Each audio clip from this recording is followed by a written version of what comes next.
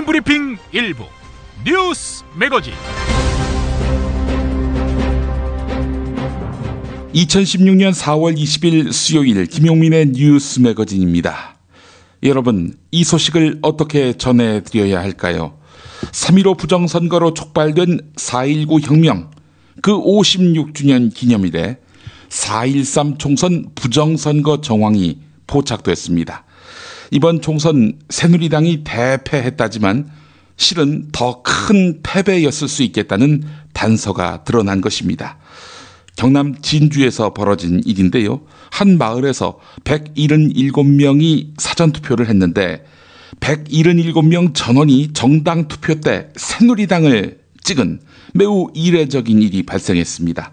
자, 그런데 최소한 3명은 나는 새누리당을 찍지 않았다, 이렇게 밝히고 나온 것입니다. 그 3명을 찾아서 증언을 확보하고 이를 보도한 경남도민일보 임종금 기자를 만나보겠습니다. 경남 창원의 임종금 기자님 나와 계시죠? 예, 안녕하십니까? 예, 자 기자님, 일단 이 사건의 개요를 정리해 주시겠습니까? 예, 지난 4월 8일과 9일 사전 투표를 하지 않았습니까? 그렇죠. 예, 사전 투표를 했을 때 그때 진주시 수곡면에 면사무소에, 그러니까 수곡면에 사는 주민들 대상으로 사전 투표를 받았습니다. 예. 그 당시에 이제 177명이 사전 투표를 했고, 예. 이 논점이 두 가지입니다. 예. 그 177명이 모두 다 예. 비례대표를 새누리당으로 100% 다 찍은 걸로 이제 개표 결과가 나왔고요. 예. 그 다음에 이제 두 번째 논점은 177표 중에 비례대표 말고 지역구. 예. 그런데 예. 170표는 이제 뭐 이렇게 여러 명 후보들로 이렇게 골고루 분산했는데 7표가 예. 실종이 된 겁니다. 7표가 없어요? 예, 없어요. 그러니까 사전투표 가면 그 인쇄를 쭉 해서 표를 나눠주지 않습니까? 그렇죠. 예. 뭐 보통 뭐 어쩌다가 한 명, 두 명 표를 뭐 마음에 안 든다고 찍고 가거나 아니면 그냥 깜빡 잊고 들고 가버리거나 177명이 투표했는데 그중에 7명이 정확히만 7표가 예. 사라진 겁니다. 이 두 가지가 이제 일종의 지금 현재 논점이 되고 있는 사항입니다. 아, 그렇군요.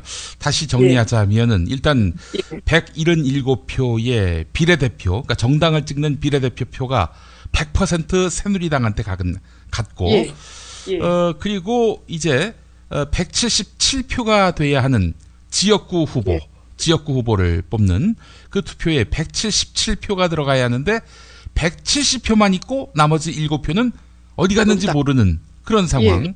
예. 어허. 자, 진주시 선거관리위원회가 뭐라고 합니까? 예, 자기들도 솔직히 말하면 당혹스러워합니다. 제가 이렇게 취재를 하고 하니까 자기 또 시민단체에서도 뭐라 하니까. 예. 근데 자기들은 그럽니다. 물리적으로 투표함을 이제 바꿔치기 하거나. 네. 그다음에 이제 지금 비례대표가 더 문제가 되고 있는데 비례대표 투표용지만 빼내가지고 이렇게 조작하는 거는 물리적으로 불가능하고, 그리고 과정상에 지금 현재까지는 자기들이 점검해봤는데 과정상에 문제가 없기 때문에 지금 아주 엄청난 우연의 일치 정도로 생각하고 있는 거예요. 그러니까 어마어마한 우연의 일치. 예. 어마어마한 우연의 일치. 믿어라, 이런 얘기죠, 한마디로. 뭐 그렇습니다. 어쨌든 자기는 잘못한 게 없다. 예. 예, 그래서 지금 뭐 시민단체 이런 데서 저도 그렇고 조사할 의향이 없냐고 이렇게 얘기하니까 자기들은 문제점을 찾지 못했기 때문에 조사할 의향이 없다라고 얘기했습니다. 진주시 선거관리위원회 해명에 대해서 우리 임 기자님 설득이 되셨습니까? 저는 뭐 설득이 됐다기보다는 일단 이 사람들은 과정과 절차를 중요시하는 사람들이기 때문에 선관위가 그러니까 그 과정과 절차의 상에서 자기들이 부합하는 것으로 일단은 결론을 내린 것 같고요. 그러니까 이 실체적 진실, 그러니까 이제 왜 170표가 나왔냐, 그것에 대해서 아주 디테일하게 들어간다기보다는 자기들은 할 건 다 했다. 그 절차상 문제 없고 이걸 뚫고 하기란 굉장히 어려운 것이다라고 자기들은 생각하는 것 같습니다. 그래서 지금 뭐 제가 현재 여러 가지 자료를 이제 청구해 놓은 상태입니다. 예, 그렇군요. 일단 임 기자님은 설득이 안 됐기 때문에 자료를 청구한 거 아니겠습니까? 예, 그렇습니다. 자, 그렇다면은 일단 선관위의 말을 웬만하면 존중한다고 치고 예. 개표 부정이 아닐 가능성, 그러니까 투표함 바꿔치기를 안 하고 정말 정상적인 그런 투표가 이루어졌다라고 볼 여지는 없습니까? 자, 그래서 우리가 이제 흔히 생각할 경상남도 진주시고 그다음 수곡면은 농촌 지역이고 하니까 새누리당 지지표가 굉장히 많을 거라 생각하지만 그렇죠. 실제로는 물론 한 3분의 2까지도 안 됩니다. 실제로 한 50%, 60% 정도가 새누리당 지지표고 과거에 이 지역의 농민의 활동이 활발할 때는 이제 오늘 취재에서 여쭤보니까 민주노동당 표가 10% 넘게 나왔던 지역입니다. 그렇군요. 그다음 또 요즘 뭐 귀농 인구 중에서 젊은 귀농 인구도 계속 늘고 있고 이쪽은 딸기 재배로 굉장히 유명합니다. 실제로 그 진주 근방 사천 지역에서는 민주노동당 강기갑 의원이 당선됐던 곳 아닙니까? 그리고 뭐 사실 농민들이 지금 뭐 새누리당 정부에 대해서 불만이 이만저만이 아니잖아요. 예, 그렇습니다. 특히 쌀 수입 개방 이런 거는 정말 농민들 입장에서는 도저히 납득하기 어려운 그런 조치였기 때문에 제 생각엔 수곡면에 177명 전부 다 새누리당 몰표를 줄 가능성은 글쎄요, 모르겠습니다. 공룡 멸망 확률보다 더 낮은 것 같습니다. 공룡 멸망 확률보다도 낮다. 자, 그렇다면 이제 임 기자님이 177표면 뭐 그렇게 많은 이 뭐 숫자가 아니니까요. 전수조사까지는 아니더라도 분명히 177표 중에서 야당표가 있었을 가능성 취재가 가능하지 않겠습니까? 그렇게 해서 제가 취재했습니다. 어떻게 나왔습니까? 지금 현재 제가 진주 지역에 농민회 있지 않습니까? 우리 흔히 말하는 전농이라고 부르는 데가 있는데요. 이제 수곡면 지회가 있습니다. 그 관계자를 통해서 이제 두 명을 확인했고, 그래서 이제 그분들은 제가 녹취까지 다 했습니다. 그 다음에 사정 정황, 그 당시 몇 시에 투표를 하시는지, 그 다음 그 투표하는 걸 본 사람이 있는지, 그래서 그 사정 정황까지 제가 정확하게 다 녹취를 해서 두 명이 확실하고요. 그러니까 그 두 명이라 하면 사전 투표를 하셨던 분이고, 비례대표 사전 투표를 했을 때, 이제 새누리당을 찍지 않았던 사람, 두 명 있고, 그 다음에 한 명은 이제 더불어민주당 경남도당을 통해서, 그래서 연락이 되는 분 중에서 수곡면 관내 사전 투표를 한 분 중에서 한 분의 연락처를 확인했고, 언제 투표를 하셨냐, 몇 시에 투표하셨냐, 투표한 걸 본 사람이 있느냐, 증명할 수 있느냐, 이렇게 제가 얘기를 했고, 그래서 이제 그분도 뭐 새누리당을 찍지 않았다고 확실하게 얘기를 하셨습니다. 자, 그렇다면은 177표 중에 적어도 3표는 새누리당을 찍지 않았다. 그러면 이건 뭡니까 이게? 실줄기모란 일 아니에요? 사실 오늘 이제 취재하기 전까지 그래도 혹시라도 177표가 몰표가 나왔으면 어떡하지 이렇게 생각했는데 지역에 실제로 가서 분위기를 들어보니까 너무나도 당연하게 새누리당 안 찍었다고 하시고 또 그 마을 분위기가 있지 않습니까? 우리가 흔히 말하는 뭐 새누리당 몰표 이런 분위기의 말이 아니었습니다. 여기서 새누리당 177표 몰표가 나올 수 있다는 건 도저히 상상하기 어려운 그렇습니다. 자, 이 지역 주민들 취재도 하셨고 녹취도 하셨고 또 그분들의 주장이 뭐 헷갈리는 상황도 아니고 말이죠. 명확하게 나는 새누리당을 찍지 않았다. 이렇게 분명히 밝히셨는데 최소 3분이요. 자, 그렇다면은 이 문제, 이 정치권이라든지 지역 시민사회단체가 가만 두고 볼 일은 아닌 것 같은데요. 지금 어떤 움직임입니까? 자, 솔직히 말씀드리면 이제 더불어민주당 경남도당이 당사자죠. 당사자고 한데 지금 그분들은 지금 선거 직후라서 지금 조금 혼란된 상태가 있는 것 같습니다. 그래서 지금 솔직히 말해서 한 분 이렇게 전수조사하는데도 굉장히 시간이 오래 걸렸고요. 아마 도당 이런 개폐나 뭐 이런 여러 가지 상황이 있지 않겠습니까? 아니 근데 지금 그게 중요합니까 지금? 더불어민주당 도당보다는 아무래도 시민사회단체 지금 현재 굉장히 적극적으로 나서서 오늘 선관위 이렇게 질문을 던졌습니다. 진주시 수곡면에 한정되는 문제가 아니고요. 그렇죠. 전반적으로 사전투표와 관련해서 이미 뭐 오래 전부터 이거 아무래도 수상한데 라면서 의아해하시는 분들이 많이 있었는데 말이죠. 사전투표 과연 신뢰할 수 있을지 이 근원적인 문제로 거슬러 올라갈 것 같고 아마 전국적인 이슈가 될 것 같다는 생각이 듭니다. 사전투표가 지금 문제가 보면 이제 보관 시간이 너무 길어요. 보관 시간이 너무 길다. 그렇습니다. 1일차, 2일차 사이에 중간에 보관 시간이 있고, 그 다음에 이제 사전투표 마친 이후에 이제 본 개표 들어가기 전까지 보관 시간이 있고, 그러니까 그 보관할 때마다 사람 손을 너무 많이 거칩니다. 제가 이건 정확한지 모르겠는데 시민단체 얘기로는 1차, 2차 사전투표는 또 따로 있답니다. 예, 그러니까 이틀에 걸쳐서 사전투표를 하는데 첫날 투표함 따로 있고 둘째 날 투표함 따로 있다 이런 얘기군요. 뭐 막말로 이제 그 뭔가 복잡해지면 복잡해질수록 문제가 생길 가능성이 높지 않습니까? 그렇죠. 그러니까 단순해야지 이렇게 뭔가 꼼수를 부리기 어려운데 이 사전투표에 대해서 이번 문제를 계기로 한번 사회적으로 한번 고민 한번 해봤으면 좋겠습니다. 예.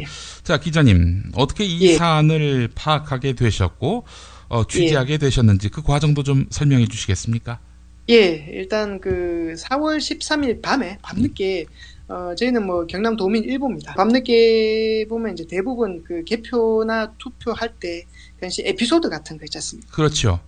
예, 그래서 뭐 누가 뭐 투표용지를 찢었더라, 아니면 뭐 투표소에서 난동을 부렸잖아, 아니면 개표소에서 표가 뭉텅이 사졌다가 다시 나중에 뒤늦게 발견됐다거나 이런 일이 가끔씩 생깁니다. 그래서 그런 이제 에피소드들이 이제 다 취합인데 그 저희 경남 도민일보에 이제 진주 담당 기자로 김종현 기자라고 저희 선배 기자가 있습니다. 예. 그분이 이와 관련된 내용을 처음 이제 기사에 언급했습니다. 그래서 이제 7표 전부 다 새누리당 비례대표 나오니까 참관인이 놀래가지고 다시 한번 해보죠 해서 재검표를 하고 나서 또 177표. 그래서 이게 가능하냐 이래 물으니까 선관위도 참 당혹스럽긴 한데 이거 뭐 교차 투표면 가능하진 않겠냐고 이런 식으로 얘기해서 말하셨고 그다음에 이제 다른 이제 지역에 이제 선거 이후에 지역에 이제 정계 분음 후폭풍이 됐기 때문에 이제 거기 신경 못 쓰시고 계시다. 제가 이제 그래서 아무리 생각해도 이상한 거예요. 그래서 제가 이제 한 3일 전부터 이제 인맥을 통해서 이제 조사를 나왔죠. 더불어민주당이나 시민사회단체 쪽에 하고 그다음에 수공면 쪽에 인맥을 이제 가동해서 그래서 이제 어제 기사를 썼습니다. 앞으로 추가 취재 계획은 없으십니까? 예, 당연히 뭐 이걸 이대로 이렇게 넘어갈 수는 없고요. 일단 선관위에서 아까 말씀드린 이제 일체 자료를 다 정보 공개 청구로 요구를 해놨습니다. 그래서 그래서 이제 이 투표함이 어디로 갔느냐, 이송된 과정이랑 그 당시 담당자랑 그다음에 이송 당시 시간이랑 그다음에 보관하고 있던 곳에 CCTV를 많이 찍었다면 CCTV 영상 모든 시간에 이제 그 용량이 크더라도 CCTV 영상이랑 제가 정보 공개 청구를 했고요. 그래서 이제 이게 한 최대 열흘 정도 4월 28일까지 이제 자기들이 조사를 해서 주겠답니다. 주고요. 그다음에 이제 뭐 그것만 기다리고 있을 수 없죠. 그래서 이제 수공면에 다른 증언다. 그날 수공면사무소에서 사전투표를 했는데 새누리당을 찍지 않았다고 하시는 분들이 있으면 조금 더 몇 분 더 저한테 제보가 들어오지 않을까 싶습니다. 177표 모두 새누리당으로 찍혀 나왔다. 이 부분에 대해서 새누리당을 찍지 않았다고 증언한 그분들 어떤 반응을 보였습니까? 그분들도 있고 그분 주변에 계시는 분들도 황당하다는 반응이 있습니다. 그러니까 그러니까 미처 이런 건 아예 생각하지도 못했다는 거죠. 그러니까 그 지역 분위기가 정서가 굉장히 새누리당에 이제 편향된 정서였고 하면 우리 지역에 그럴 수 있다고 생각할 수도 있는데 아예 그냥 이런 거는 이 정도까지 이렇게 나올 거는 감히 생각지도 못하신 반응이었고 그 주변에 있는 분들도 그 주변에 이제 뭐 같이 담배 피우고 계시거나 하시는 분들도 그런 일이 있었어 하실 정도로 굉장히 좀 뭐랄까요 그 지역에 계신 분들조차도 놀라운 상당히 당혹스러운 결과입니다. 알겠습니다. 또 앞으로 더 추가 취재된 결과 있으면 또 저희가 연결을 한번 부탁드리도록 하겠습니다.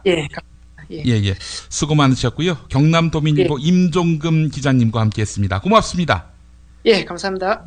김용민 브리핑은 이 부정선거 의혹의 진상이 드러날 때까지 이 시간 맨 앞 순서에 관련자 인터뷰와 현지 취재 결과를 소개하겠습니다.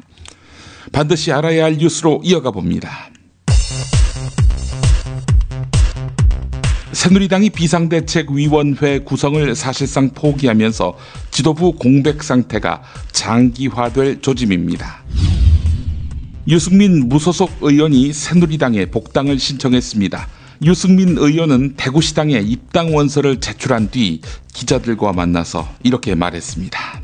총선에서 드러난 민심의 분노 이걸 정확히 파악하고 대한민국이 나아갈 길에 대해서 이제야말로 진영을 넘어서 합의의 정치를 할 때가 왔다.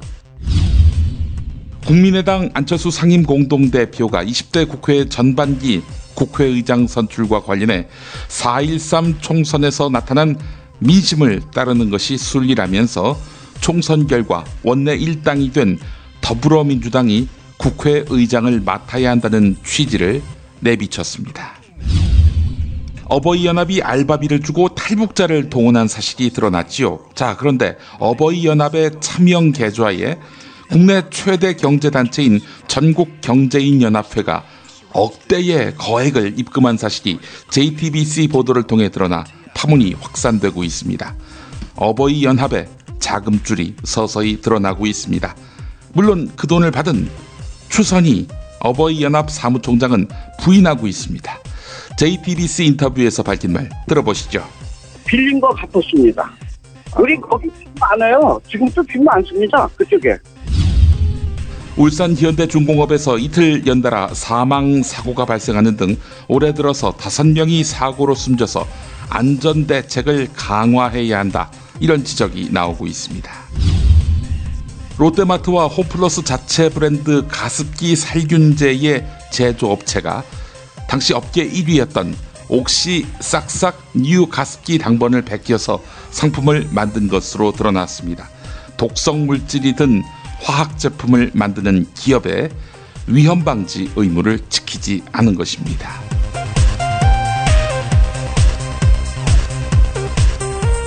김용민의 뉴스 매거진 광고 듣고 오겠습니다. 안녕하세요. 조광래 중고차 대표 조광래입니다. 햇살이 따스스스 내리쬐고 봄바람이 살랑살랑 코끝을 간지럽히는 게 어디론가 떠나고 싶은 계절입니다. 조광래 중고차에서 좋은 중고차 거래하시고 어디론가 떠나보는 건 어떨까요? 조광래 중고차의 대표 전화번호는 1800-9538. 한 번 더 1800-9538. 이상 남길 만큼은 남기고 파는 조광래 중고차였습니다. 고맙습니다. 지금처럼 사는 게 싫습니까? 전복을 원하십니까? 그렇다면 와우 전복을 드십시오.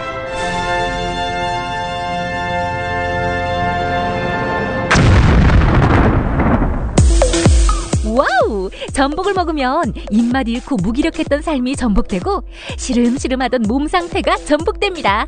답답하십니까? 전복하세요. 100% 완도에서 잡은 전복 중에 전복. 와우 전복. 한 번 맛보면 또 찾게 되는 와우 전복. 네이버에서 와우 전복, 와우 전복을 입력하세요. 전화번호는 010-2443-0818.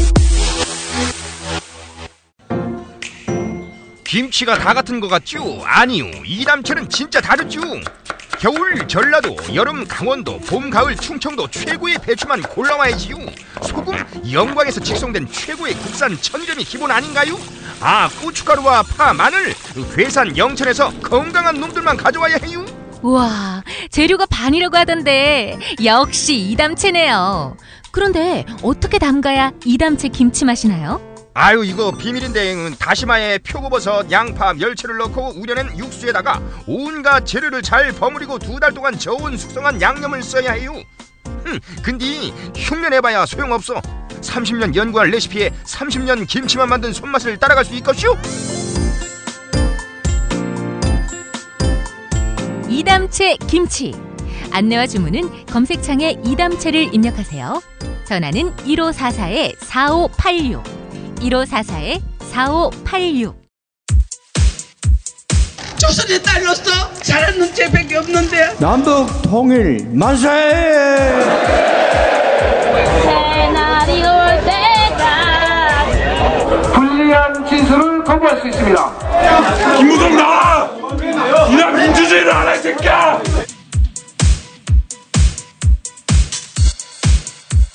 뉴스는 현장이다로 이어갑니다.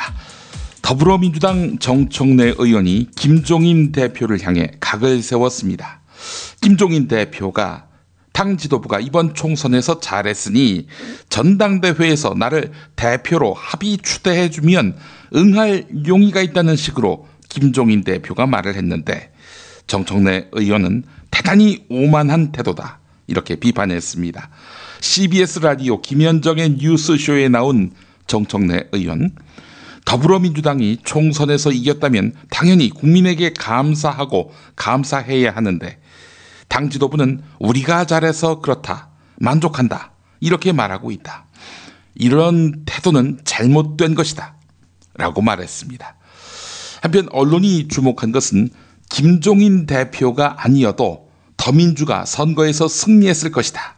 아니, 김종인이 당의 더 큰 승리에 지장을 초래했다고 주장한 부분입니다. 자, 그 내용 들어보시죠. 저는 셀프 공천도 문제지만 셀프 합의 추대라는 게 이게 가장한 일입니까? 민주국가에서? 민주국가에서. 네. 이거는 북한 노동당 전당대회에서나 가능한 일이죠. 어떻게 그런 마음조차 먹을 수 있는 건지 저는 그런 의심이 상당히 의아하고요. 이번에 제가 어제도 저희 마포 지역을 돌았습니다. 인식 탐방을 하려고. 돌았는데 그분들이 했던 워딩을 그대로 제가 한번 옮겨볼게요. 좀 이렇게 다듬어가지고. 이거였어요. 20대, 30대가. 아니, 의원님, 박근혜 대통령 이게 말이 돼요? 국정부 가서 테러방지법, 이게 독재국가 아니에요? 이런 것은 우리가 가만히 있으면 안 되잖아요. 그래서 저도 처음으로 투표장에 나갔어요. 이거였거든요. 두 번째는, 아니, 더민주 좋아할 거 없어요. 김종인 대표는 뭘 잘했어요? 이거예요. 근데 그게 전체 의견이라고 생각하세요? 왜냐하면 지금 청취자 의견 저희도 많이 들어옵니다만 이런 의견들 많이 들어와요. 당이 쪼개지는 상황과 당 지지율도 곤두박질 치는 위기에서 삼고초려해서 모셔온 분이 김종인 대표였고 총선에서 참담한 결과가 나올 거라는 누구나 그런 생각을 하는 상황에서 제1당이란 결과를 국민들이 준 건 어쨌거나 김종인 대표가 그래도 잘 이끌었다는 증거 아니냐. 지금에 와서 김종인 대표한테 그렇게 비난의 화살을 꽂는 건 너무한 거 아니냐. 라는 의견들 어떻게 답하시겠습니까? 저도 일정하게 공이 있다고 생각하고요.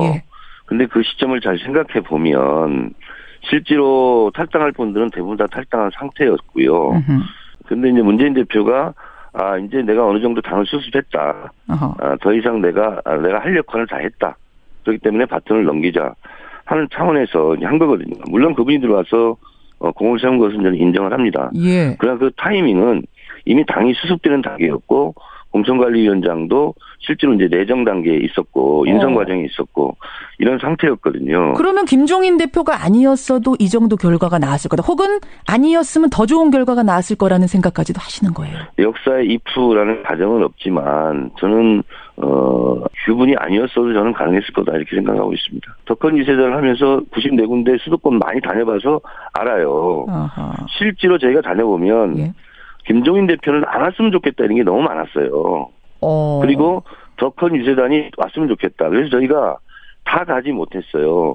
거의 전적에서 저희들한테 거의 뭐 와달라고 저희한테 통사정을 했는데 알겠습니다. 가보면 거기 핵심 지지층들이 많이 나와 있지 않습니까? 그분들이 실제로 생생한 현장의 목소리예요. 그렇게 현장의 제가 다녀봤기 때문에 말씀을 드린 거예요. 제가 말씀드린 게 진실입니다. 이종걸 더불어민주당 원내대표가 국회 선진화법을 19대 국회에서 개정해야 한다 이렇게 주장했습니다. 조선일보가 이걸 그냥 넘기지 않겠죠? 이종걸 원내대표는 그동안 국회 선진화법을 개정하는 데 있어서 반대하는 입장을 분명히 해왔는데 20대 총선 결과 여소야대 상황이 되니까 더민주가 원내 1당이 되니까 입장이 바뀐 것이다. 이렇게 떠벌리고 있습니다.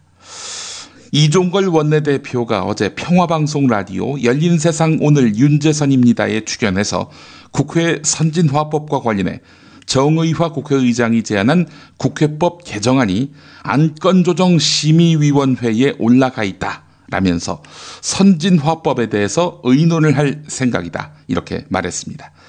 19대 국회가 문 닫기 전에 개정을 해야겠다는 말인가? 라는 질문에 이종걸 원내대표는 네 라고 답했습니다.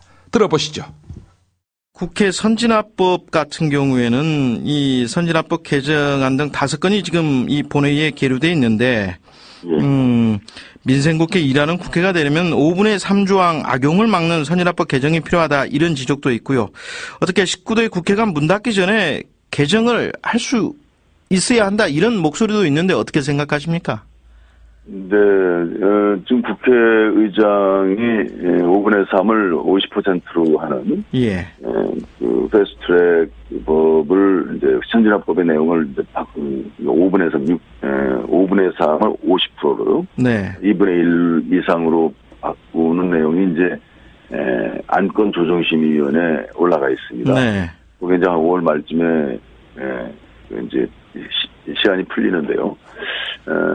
국회의장이 제안한 것이기도 하고, 지난번 3당 원내대표가 모여서 그걸 한번 논의해보자라고 하는 의견도 있었기 때문에 그 점에 관해서는 선진화법에 대해서 의논을 할 생각입니다. 더더군다나 더 중요한 것은 국회 예산의 경우에는 자동 상정 규정이 있어서 그 다수당 중심의 그 너무 일방적인 처리가 또 선진화법에 있기 때문에 그 내용과 더불어 또 부수법, 예산 부수법률의 세법, 모든 세법이 다 예산 부수법률이 돼 있어서 이것은 거의 자동 상정이 되기 때문에 정부 입법이든지 아니면 여당 입법이 거의 심의되지도 못한 채 저희들 반대에도 불구하고 그냥 통과되는 그런 악습이 계속되고 있어서 이 점에 관해서도 반드시 좀 논의가 돼야 되겠다.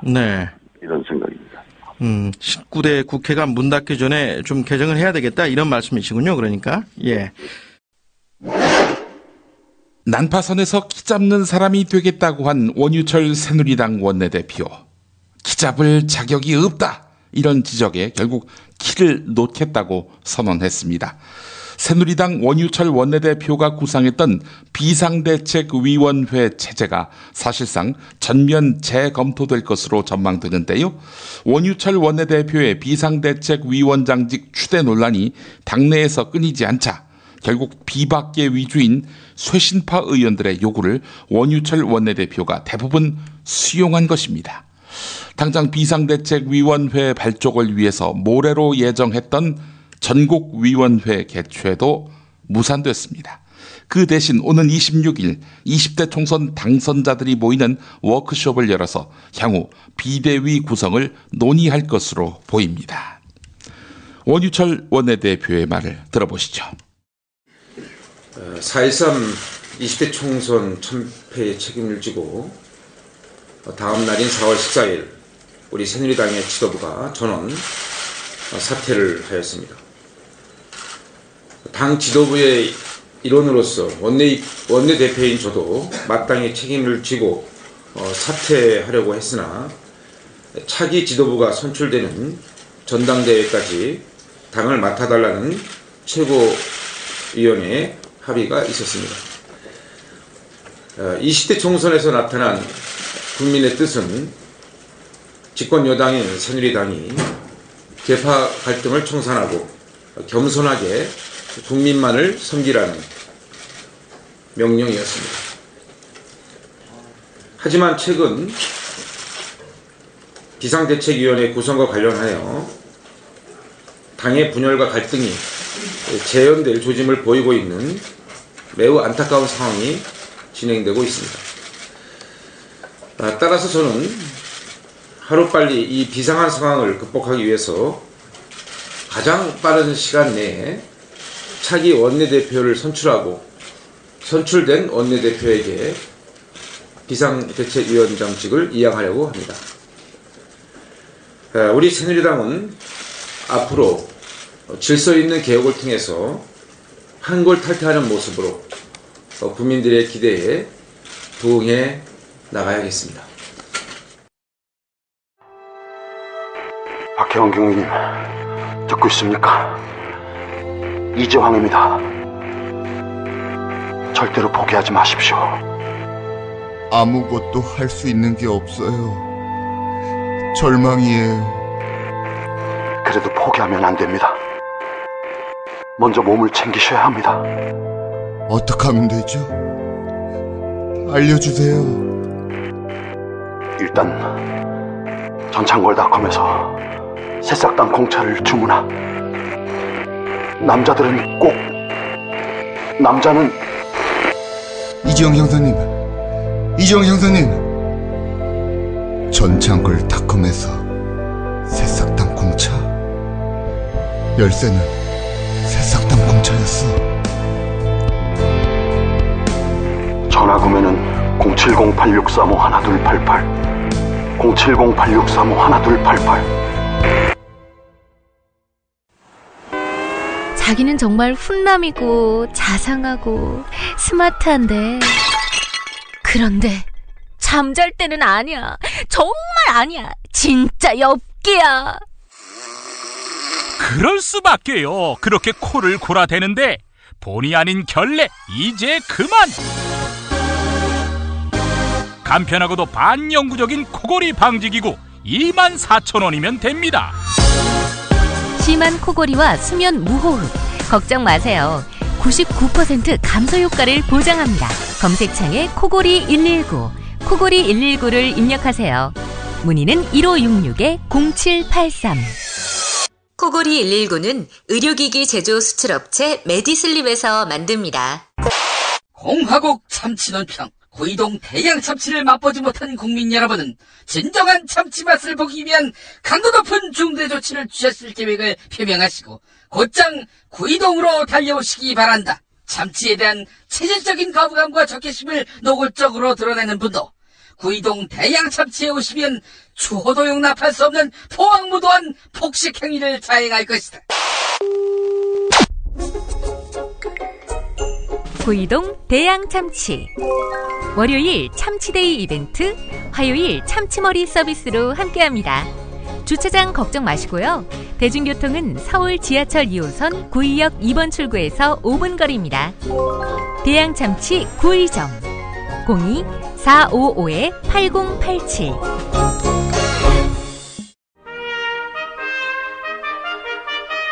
피 튀기며 박학다식을 뽐내는 퀴즈, 피박 퀴즈.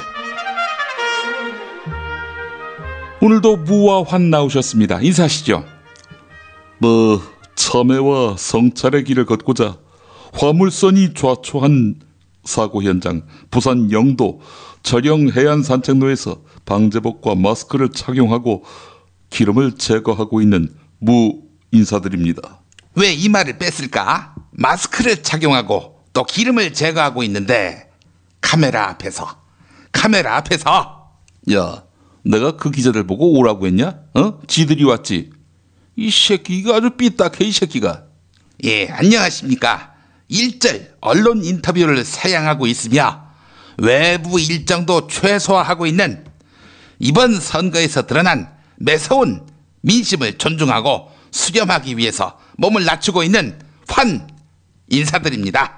왜 이 말을 뺐을까? 물밑에서는 당대표 선거를 준비하고 있는. 아니 그러면 당이 이대로 난파선이 되라고? 두고만 보라는 얘기야? 환아, 우리 서로 윈윈 하자. 내가 너 당대표 시켜줄 테니까 나 대선 주자로 밀어줘라. 닥쳐. 그리고 당신 뺑기 쓰지 마. 어버이 연합 이거 줄줄이 털리는 거 당신이 한 거지. 닥쳐, 이 새끼야. 너 증거 있어, 이 새끼야? 이건 틀림없이 내부자가 언론에 흘린 거야. 너 이 새끼 근거 없는 얘기 계속해봐. 고소미를 처먹일 수 있어, 이 새끼야. 예, 좋아. 그러면 반기문 외교문서 그거 언론에 릴리스한 사람 당신인지? 이 새끼가 죽으려고. 야, 내가 외교하고 무슨 상관이 있니? 환아, 나는 외교 통 모른다. 그리고 외교 문서가 몇 년 지나면 다 봉인이 해제된다는 것도 몰라. 나는 외교랑 상관이 없어. 너는 상관이 있겠구나. 외교 말고 애교. 너 각하 누나한테 애교 떠는 거 그거 너 장기잖아. 닥치라고. 이완고, 홍준표, 김문수, 오세훈, 반기문까지 어째 당신이 대표를 했던 시기에 우리 당의 보물, 즉 대선 주자가 하나하나 다 들것에 실려나가냔 말이야. 어? 이런 식으로 자기 대권 가도를 위해서 꼼수를 쓸 사람, 우리 당에서 당신 말고 또 있을 것 같아. 뭐 화나, 너 지금 뭐 때문에 화내냐? 왜 나는 대선 주자로 인정해주지 않느냐? 왜 나를 상대로는 공작을 펼치지 않느냐? 이 말이야? 그러니까 왜 나는 대권 주자 취급을 안 해줘서 이렇게 내버려 두느냐? 너 지금 나한테 이런 얘기하는 거야? 야 화나, 우리 환희는 좀 더 큰 다음에 와야 해요. 헤비급인 이 형이 상대해주기에는 환희 너는 아직 라이트 플라이급이야. 닥치라고. 당신 그러니까 경쟁자를 실려 내보낸 거 다 당신 작품이란 거 인정하는 거지? 없을 무다 없을 무 환아. 야 환아, 그리고 세상에 너처럼 싸가지 없이 생각하는 사람이 뭐 그리 많지 않다. 뭐 형은 오늘도 묵묵하게 영도 앞바다 기름때를 닦을 뿐이다. 기름때 닦는 일 조금만 해. 뭐 기름 냄새 오래 맡지 마. 마치 마약에 취한 듯 현지증이 날 테니까. 아, 그런 거 익숙하려나? 씹새끼 죽으려고 이 새끼. 자자, 이제 문제 드리겠습니다. 프로야구 한화 이글스 선수들 부산 사직구장에서 롯데전을 앞두고 삭발을 했습니다. 삭발을 한 모습, 매체에 많이 보도됐지요. 김태균, 정근우, 최진행, 신성현 이런 주축 선수뿐 아니라 외국인 타자 로사리오까지 이렇게 머리를 짧게 잘랐습니다. 자, 하지만 이런 각오에도 불구하고 연장전에서 역전패를 당했지요. 요즘 한화의 잇따른 패배에 팬들의 탄식과 분노가 하늘을 찌르고 있습니다. 자, 문제 드리겠습니다. 어제 한화가 또 패배한 경기장이 부산 사직경기장이라고 말씀드렸지요. 자, 여기는 프로야구 이래 두 번째 부산 홈구장입니다. 1982년 프로야구 출범 당시부터 약 4년 동안 롯데 자이언츠의 홈구장이었던 경기장 이름은 무엇일까요? 사직구장 전에 롯데의 홈구장이 어디였냐? 이런 얘기입니다. 부산 서구 서대신동 3가에 있는 야구장인데 1971년 부산광역시 최초의 야구 전용 경기장으로 개장했지요. 자, 이 경기장 이름을 맞춰주십시오. 정답. 정답 아십니까? 당연히 알지. 이 쉬운 거. 자, 정답은 부산 시민운동장. 틀렸습니다. 부산에 시민운동장이 있나요? 프로야구 경기장 대구는 대구 시민운동장이었죠. 작년까지. 근데 올해부터는 삼성 라이온스 파크로 옮겼잖아요. 그러면 롯데 자이언츠 파크인가? 아닙니다. 그것도 아니고요. 요즘 2016년부터 대구 야구장도 바뀌었지만 대구의 정치 판도도 확 바뀌었다. 아무리 대구 시민의 열광적인 지지로 탄생한 박근혜 정권이지만 까불면 친박도 혼나는 대구가 돼버렸어. 어떠냐? 쓴맛을 보니까 화나. 대구에서 야당한테 넘겨준 의석은 딱 한 석. 근데 부산은 몇 석이더라? 무려 5석 아니야. 부끄럽지도 않아. 야, 너 지금 선거 책임을 나한테 떠넘기는 거야? 당신 책임이지. 당신이 업어준 후보 30명 중에 28명이 낙선했어. 속히 탈당해서 더불어민주당에 입당해. 그리고 곳곳마다 다니면서 업어줘봐. 그게 바로 당신이 속줘야 하는 길이라고. 이제 그만들 하세요. 야, 사회자, 내가 친박 후보들 앞으로 업고 다닐 테니까 너는 걔네들한테 화환 보내라. 축 낙천, 축 낙선. 어이고, 우리 사회자 신문마다 방송마다 다 나오대. 기분 좋겠어. 모처럼 매스컴을 타서. 실속 없습니다. 출연료가 나오는 것도 아닌데. 근데 말이죠, 저에 대해서 말할 가치가 없다. 저에 대해서 지면에 쓸 가치가 없다. 이러면서 계속 말하고 쓰는 거예요. 이 등신들은 뭐하러 저에 대해서 언급하죠? 가치가 없다면서? 누가 하라고 한 것도 아니고 말이죠. 지들이 말하면서 지들이 말할 가치가 없대. 야, 사회자, 대선 국면에서 낙곰수 튀어나오지 말란 얘기지, 새끼야. 그거 몰라서 묻냐? 이 선수들끼리는 이렇게 한 번씩 디스해주는 게 나쁘지 않아. 부고란에 실리는 것보다 낫잖아. 나하고 그 계속 티격태격 싸우지만 사람들은 우리들에 대해서 굉장히 재밌는 이미지, 친근한 이미지, 이런 거를 마음속에 품게 된다고. 자, 쓸데없는 얘기 그만하시고, 자, 정답 모르십니까? 부산은 내 홈그라운드 아니냐? 이거 너무 쉽다 못해서 잠꼬대로도 풀 수 있는 문제지. 자, 바로 정답 가자. 롯데의 첫 홈구장 이름은 살균 야구장. 살균 야구장. 그런 야구장도 있습니까? 이거 내가 잘못 알았네. 가슴 야구장. 가슴 야구장도 아닙니다. 자, 오늘도 역시 여러분이 정답 맞히셔야겠습니다. 맞히신 분들께 저희가 선물 드리죠. 예. 삼성이 망하면 한국이 어떻게 될까? 부지불식간에 우리 시대의 화두가 됐습니다. 우리나라가 지나치게 재벌에게 의존하고 있죠. 특히 삼성에게 의존하는 바가 엄청납니다. 삼성이 지금처럼 잘 나가면 상관이 없겠습니다만은 만약에 몰락이 필연이라면 그거 대책 세워야 되겠죠. 자, 손 놓고 있기엔 시간이 얼마 없기도 하고 파장도 어마어마합니다. 삼성의 몰락이 필연이라면 그것이 실화가 되기 전에 대책을 마련하자는 절박한 호소를 담은 책. 이 책의 이름은 삼성전자가 몰락해도 한국이 사는 길. 삼성전자가 몰락해도 한국이 사는 길입니다. 대표적인 재벌 개혁론자인 박상인 서울대 교수가 쓴 책입니다. 미래를 소유한 사람들에서 협찬해 주셨습니다. 팟빵 게시판에 정답, 이메일 주소, 사연 남겨주시기 바라겠습니다.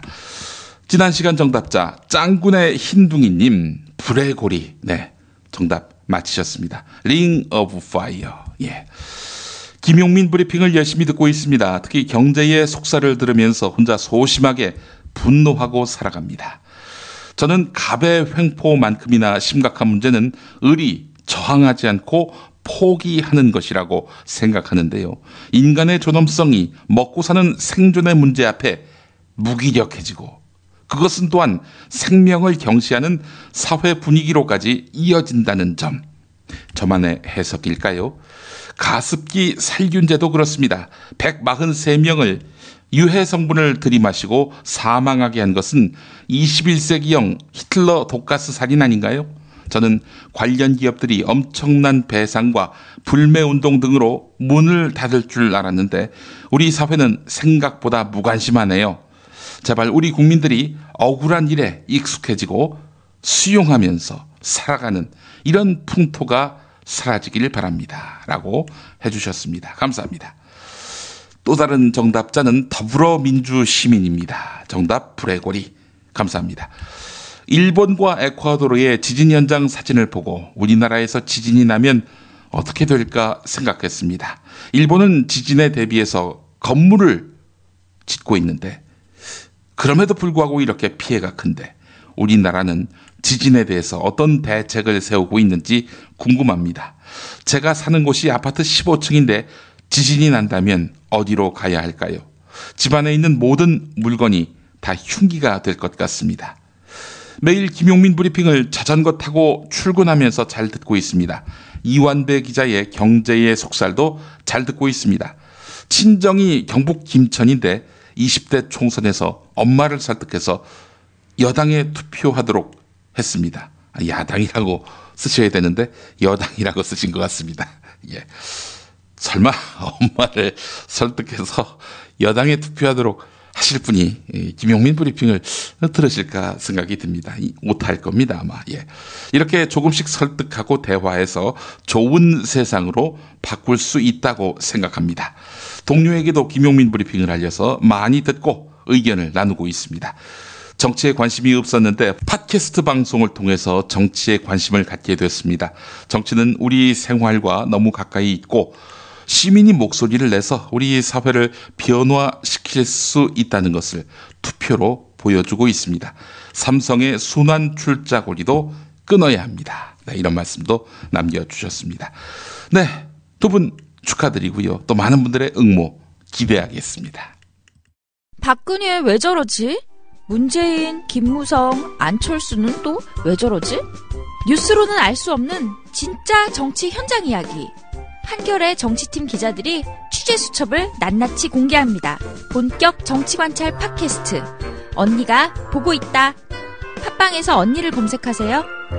정치 한 건에서 시간입니다. 오늘도 한겨레 정치팀 김원철 기자 연결돼 있습니다.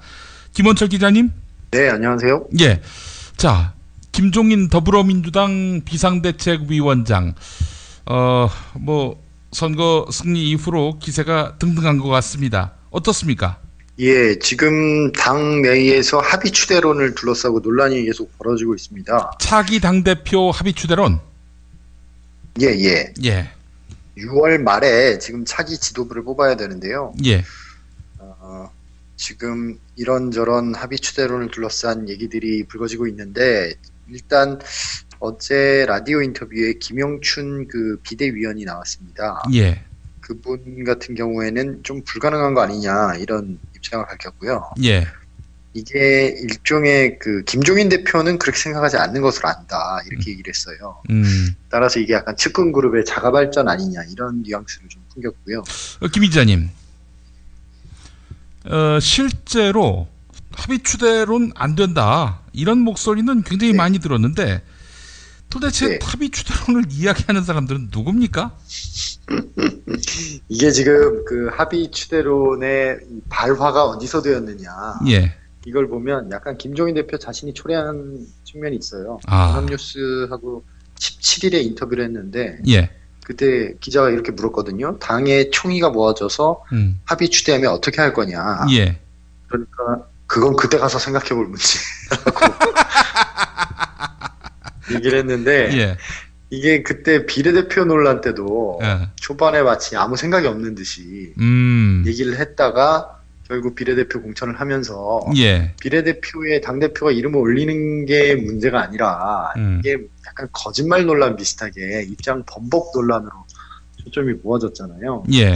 그때와 약간 모양새가 비슷하게 느껴져요. 합의 추대 관련해서 명확하게 선을 안 긋고 어쨌든 여지를 열어두다 보니까 거기 관련해서 계속 얘기가 나오고, 근데 현실적으로는 거의 불가능합니다. 현실적으로는 누구 하나라도 나 나가겠다, 나 경쟁하겠다 이러면은 그걸 무슨 수로 주저앉히겠습니까? 예. 당연히 당내에 정해져 있는 규칙과 절차가 있는데 그래서 이 주변, 그러니까 김 대표 가까운 인사들 같은 경우에는 이런 시나리오를 얘기하시는데, 형식적으로는 전당대회를 치르는데 내용상으로는 사실상 합의에 가까운 그런 방식, 이런 얘기를 하고 있어요. 그러니까 단일 후보로 나오게 하는 거죠?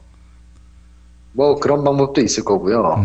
모르겠습니다. 어떤 방식이 가능할지 전 잘 상상이 안 되는데, 근데 지금 이미 당대표감으로 거론되고 본인들도 혹은 주변에서 자천타천 이름 나오는 분만 해도 꼽아볼까요? 정세균, 박영선, 김영춘, 송영길, 김진표, 정청래 이미 5손가락을 넘어가고 있는 상황에서 합의 추대라는 것이 되겠느냐 그런 얘기가 있습니다. 예. 근데 이제 실명으로 합의 추대론을 말씀하는 굉장히 드문 분이 있어서 좀 특별을 있긴 있군요. 예. 예, 있습니다. 은평에서 이재호 의원을 꺾고 당선된 강병원 당선자. 이분이 저희 한겨레 취재기자와 통화하면서 자기 입장을 밝혔는데, 당이 또다시 계파 갈등을 빚는다면 국민의당 경쟁에서 밀린다. 당내 분란을 잠재우고 끝까지 대선 후보를 보호해줄 사람은 김 대표밖에 없고 그의 리더십이 이번 총선을 통해 검증이 된 거 아니냐. 네. 당원 당규상 전당대회를 열 수밖에 없더라도 당이 합의한다면 추대할 수 있는 거 아니냐 이런 얘기를 했어요. 그러니까 이 합의 추대론의 지금 밑바탕에는 이 대선 욕심이 없는 당대표가 있느냐 이런 제일 중요한 이 대선이잖아요. 그런 뉘앙스가 좀 깔려 있고 그런 필요 때문에 자꾸 합의 추대론에 눈을 돌리는 분들이 있는 것 같은데 현실적으로 좀 가능성은 낮게 보입니다. 제가 봤을 때 이 논란 이걸 보면서 제가 느낀 게 뭐냐면은 그 합의 추대론 사실 진원지가 김종인 대표 아닙니까? 그 논란의 진원지가 이거는 결국 김종인 대표가 이번 그 총선에서 더불어민주당이 제1당이 된 것 이게 자기 덕이다. 이렇게 확신하고 있는 것 같아요. 그렇죠. 그거는 뭐 같은 게 아니라 그렇죠. 아니 근데 그렇게 생각해도 되는 겁니까? 뭐 본인 입장에서는 저희가 내재적 관점에서 접근을 해보면 예. 본인 입장에서는 본인이 대표를 맡고 일당을 만들었으니까 예. 뭐 이런저런 논란도 있고 뭐 호남 참패도 있고 여러 가지 흠결이 있지만 완벽한 게 어딨냐 이렇게 생각할 수 있지 않겠습니까? 그 JTBC하고 인터뷰한 내용을 보니까 내가 수권 정당으로 만들어 주지 않았냐 이런 말을 했어요. 그래서 제가 이거 상당히 그 뒤통수를 맞은 듯한 그런 느낌을 받았는데 아니 이게 어떻게 김종인의 리더십 덕인가? 사실은 박근혜의 그 형편없는 그 국정 운영 이 결과물이라고 봐야 되는 거 아닌가? 아니 설령 그렇다 하더라도 그런 얘기가 입 밖으로 나오긴 참 쉽지 않은데. 그렇죠. 참 쉽지 않은데 예. 참 캐릭터가 역시 참 대단하신 것 같습니다. 그러니까 이제 본인이 이제 그 합의 추대해 준다면 내가 당대표 계속 해줄게. 아마 이런 그 멘탈리티를 갖고 있는 것 같다는 생각이 듭니다. 예, 맞습니다. 예, 맞습니다. 참, 아이고. 예, 다음 소식 한번 짚어주시죠. 예, 또 다른 지금 20대 국회를 앞두고 쟁점 중에 하나는 국회의장을 누가 할 것이냐, 어느 당에서 할 것이냐. 요거 중요합니다, 아주.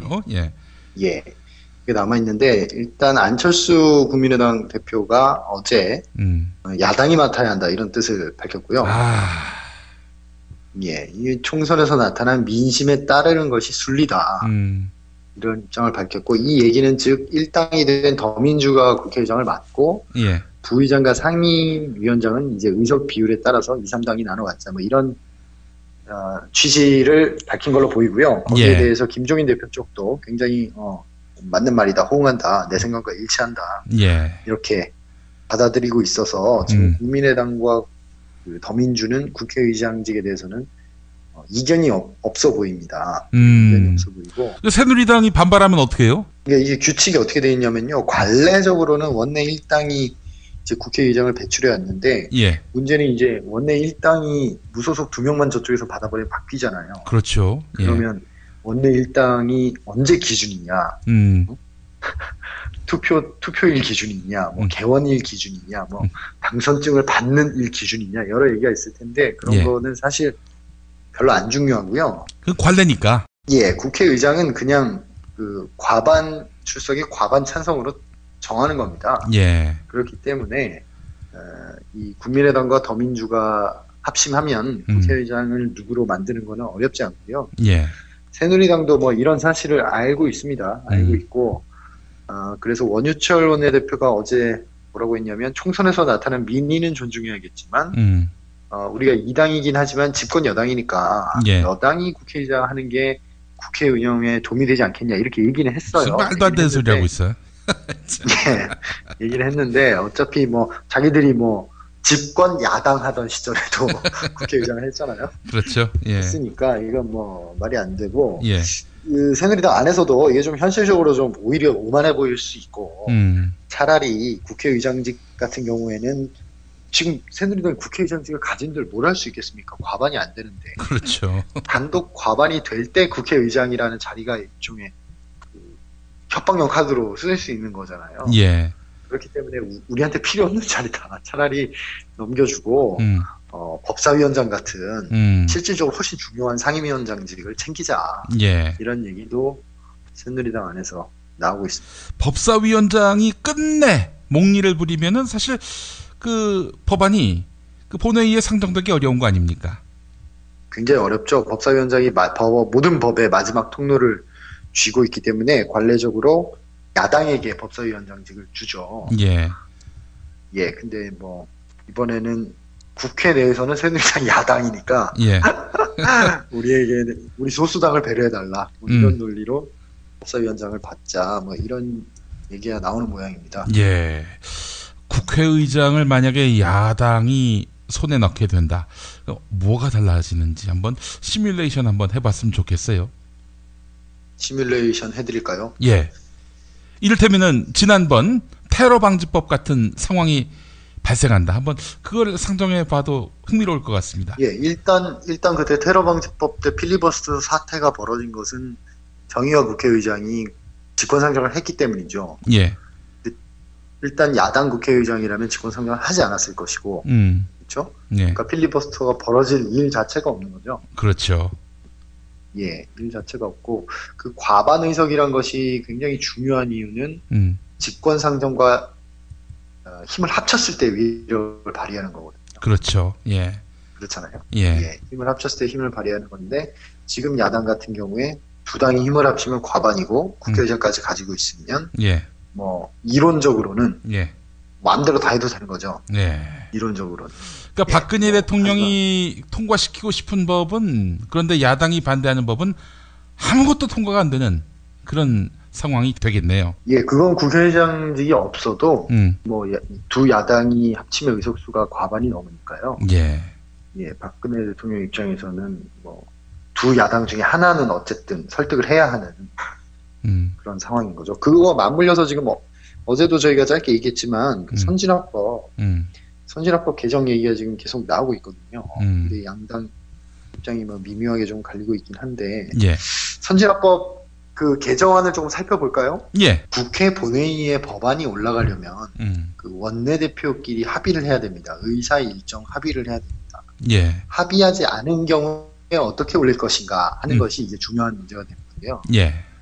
거기에는 두 가지 방법이 있습니다. 직권상정이 있고요. 패스트트랙이 있습니다. 직권상정이라 함은 저희가 테러방지법 때 봤다시피 천재지변, 뭐 경제위기 이런 경우에만 할 수 있게 굉장히 엄격하게 묶여 있고요. 패스트트랙 같은 경우에는 180명 국회의원이 원하면 원내대표가 합의가 없어도 본회의에 올라가도록 길을 열어둔 겁니다. 그렇죠. 그런데 문제는 이 패스트트랙 자체가 패스트트랙을 밟기 시작하면 330일이 걸려요. 330일? 예, 거의 1년이 걸리죠. 그러니까 이게 지금 패스트트랙이라고 말만 붙여져 있지 일종의 약간 슬로우 트랙으로 불리기도 하는 약간 실효성이 좀 떨어집니다. 그래서 정의화 의장의 그 중재안은 직권상정 요건은 그대로 강하게 묶어둔 상태로 이 패스트트랙을 150석으로 내리자. 150석으로 내리고 한 75일 정도로 줄이자. 그러면 뭔가 양당 이렇게 원내대표들끼리 소수당을 배려해서 합의를 하다가도 과반의 의석을 가진 곳에서 안 되겠다 이건 패스트트랙에 올리자 그러면 75일간 기한을 정해놓고 패스트트랙을 밟는 겁니다. 그럼 75일 동안 소수당이 뭐 어떤 여론전을 통해서 의견을 돌릴 수도 있고 여러 가지 수를 쓸 수 있는 거 아닙니까? 이게 지금 정의화 의장의 중재안인데 여기에 더해서 새누리당은 19대 때 본인들이 굉장히 많은 의석을 가지고 있을 때 직권상정 역시 150명 의원이 요구하면 바로 직권상정 하게끔 직권상정 길도 굉장히 열어주자고 요구를 했었어요. 그런데 지금 입장이 지금 바뀐 상황이기 때문에 새누리당이 원래 자기들이 주장하던 직권상정 요건 완화까지 주장할지는 잘 모르겠고요. 다만 이 패스트트랙 요건 완화 부분은 뭐 합리적인 부분이 있기 때문에 이 부분은 민주와 국민의당이 추진할 수도 있고 새누리당도 지금 빼기가 좀 애매하지 않겠습니까? 본인들은 뭐 저기 헌법소원까지 냈는데 이게 그렇죠. 잘못됐다고. 그래서 이 부분이 19대 국회 안에서 지금 해결을 하자는 게 정의화 의장의 입장이거든요. 자, 차기 국회의장감 그럼 누가 거론됩니까? 지금 더민주에서는 6선 의원인 문희상, 이석현 그리고 5선 의원인 박병석, 원혜영 이 정도가 이제 후보군으로 뽑히고요. 부의장 그룹으로 꼽히는 국민의당에서는 지금 4선 의원이 김동철, 박주선 의원이 있거든요. 이분들이 이제 물망에 오르고 있습니다. 그 이석현 의원 같은 경우 지난번 필리버스터 사회로 아주 대중적 인지도를 상당히 넓히지 않았습니까? 아, 그렇죠. 필리버스터가 구했죠. 또 아울러 지금 국민의당에서는 그래 국회의장 더민주가 하되 우리가 비토하는 사람은 좀 세우지 않았으면 좋겠다. 또 이런 정서가 있다고 하더라고요. 그게 친노죠, 친노. 그렇겠죠. 거기에 뭐 지금 이해찬 의원도 복당 신청을 낸 상태고 다선 그룹 중에는 이해찬 의원 말고는 없지 않나요? 국회의장에 도전하는 건. 이석현 의원 같은 경우에 범친노로 불리면서도 또 이분이 또 동교동 쪽하고 또 친하고 그래서 이분은 동교동 출신이죠. 예. 그렇죠. 그래서 또 인화력이라든지 친화력이 상당히 당내에서 그 알아주는 그런 면이 있잖아요. 그렇죠. 좀 개파색이 옅고 예. 그래서 여러 개파들이 이렇게 힘겨루기를 할 때 이런 사회자 역할 같은 걸 많이 시키죠. 당에서. 예. 전당대회 사회 이런 거 잘 보시고요. 아, 그렇죠. 어제 이석현 의원과의 일화가 있는데 이 양반이 북핵 문제로 시끄러울 때 이 사드 도입해야 한다. 야당에서 뜬금없이 그 얘기를 하셨어요. 네. 그래서 제가 막 그 페이스북에다가 그러면 우리 안양에다가 설치합시다. 이 안양이 지역구거든요. 그러고 나서 한 2시간 뒤인가요? 전화가 왔길래 제가 그때 비행기 이륙 직전이어서 못 받았는데 나중에 문자를 보냈죠. 누구세요? 했더니 국회 이석현입니다.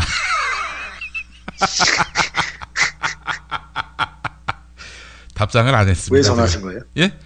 이제 SNS에다가 제가 좀 올리니까 여기에 대해서 설명을 하시죠 했던 건지 여하간 참 재밌는 분이시네요. 재밌는 분입니다. 이 유머 감각이 탁월하신 분이고 이주일 씨하고 예전에 코미디 프로도 하고 그러셨어요. 국회의원인데. 그러세요? 예, 그런 분입니다. 여하간 힐러리로 통하는 분인데 여하간 좀 국민을 재밌게 또 해주시는 분이라서 아무래도 대중적인 그 지명도 명망도 있으니까 무난하게 국회의장이 되지 않을까 이런 생각을 좀 해보는데 어떻습니까? 예, 제가 지금 예상하기 좀 힘들고요. 예.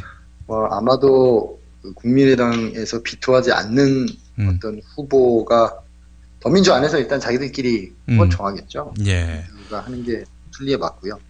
내기 한번 하시죠, 내기. 저 돗자리 내기요? 까시는 우리 역술인 김원철 기자도 한번. 예. 저는 이석현 걸겠습니다. 이석현. 그래요? 예. 저도 걸려고 그랬는데. 그러면 저는 원혜영 의원 걸겠습니다. 원혜영 의원. 원혜영 의원으로? 네. 알겠습니다. 네. 자, 한번 결과를 지켜보도록 하고. 이렇게 해서 오늘 마무리할까요? 네네. 감사합니다. 김원철 기자님 수고하셨습니다. 고맙습니다. 예. 여보, 나 오늘 우리 집하고 아버님 댁 화재보험 가입했어. 뭐라고? 놀라지 마. 다 합쳐서 월 10,000원이라고. 월 10,000원 화재보험 카페에서 가입한 거라니까. 월 10,000원 화재보험 카페에서 집 2채를?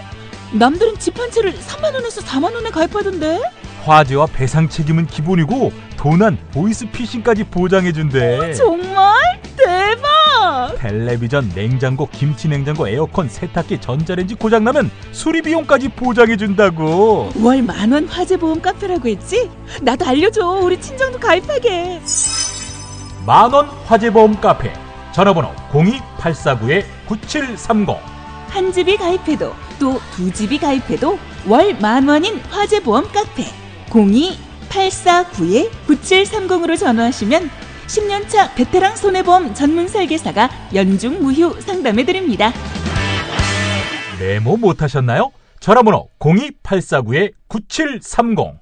식당, 다중이용업소, 공장, 교회, 사찰 등 모든 업종의 화재보험과 배상 책임보험도 상담해드립니다. 6살 하늘이 밥을 잘 안 먹어요. 엄마, 나 이거 맛이 없어요. 그만 먹을래요. 엄마의 걱정은 점점 더해가는데요. 그런데 이때 택배입니다. 연지연 곰탕이 배달됐어요. 직접 도끼로 팬 장작불 위에 한우 사골과 도가니를 가마솥에 한가득 넣고 24시간 끓인 진국. 연지연 곰탕이 하늘이 입에 들어가는 순간 맛있다. 엄마 한 그릇 더 주세요. 하늘이의 밥도둑 연지연 곰탕. 조미료 같은 첨가물이 전혀 들어가지 않아 엄마의 기쁨은 더하답니다. 연지연 곰탕은 강화군에서 김포시 방향으로 강화대교 건너자마자 있습니다. 포장 판매는 한 팩 800g에 7,000원, 7팩 이상 무료 배송합니다. 주문 전화는 010-7252-1114, 010-7252-1114. 제주도 귤밭 한가운데 별장을 통째로 빌려드립니다. 빌라 데미에. 방문 열면 보이는 한라산, 7분 거리의 협재 해수욕장, 마당 앞 바비큐 파티까지 반려동물도 행복합니다. 제주 한경면 저지 11길에 위치한 빌라데미에. 가장 제주다운 제주의 집 빌라데미에로 여러분을 초대합니다. 자세한 정보는 페이스북 검색창에서 빌라데미에 또는 010-7536-6465 010-7536-6465로 구하실 수 있습니다.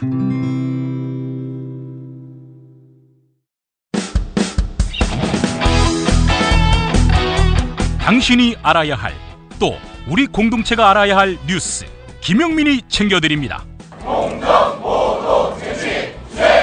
지금은 제1부 뉴스 매거진과 함께하고 계십니다. 경제의 속살 들여다보겠습니다. 오늘도 민중의 소리 이완배 기자와 함께합니다. 이완배 기자님. 네, 안녕하십니까. 예, 박근혜 대통령 이번 총선 최대 패배 책임자로 이렇게 거론되고 있습니다.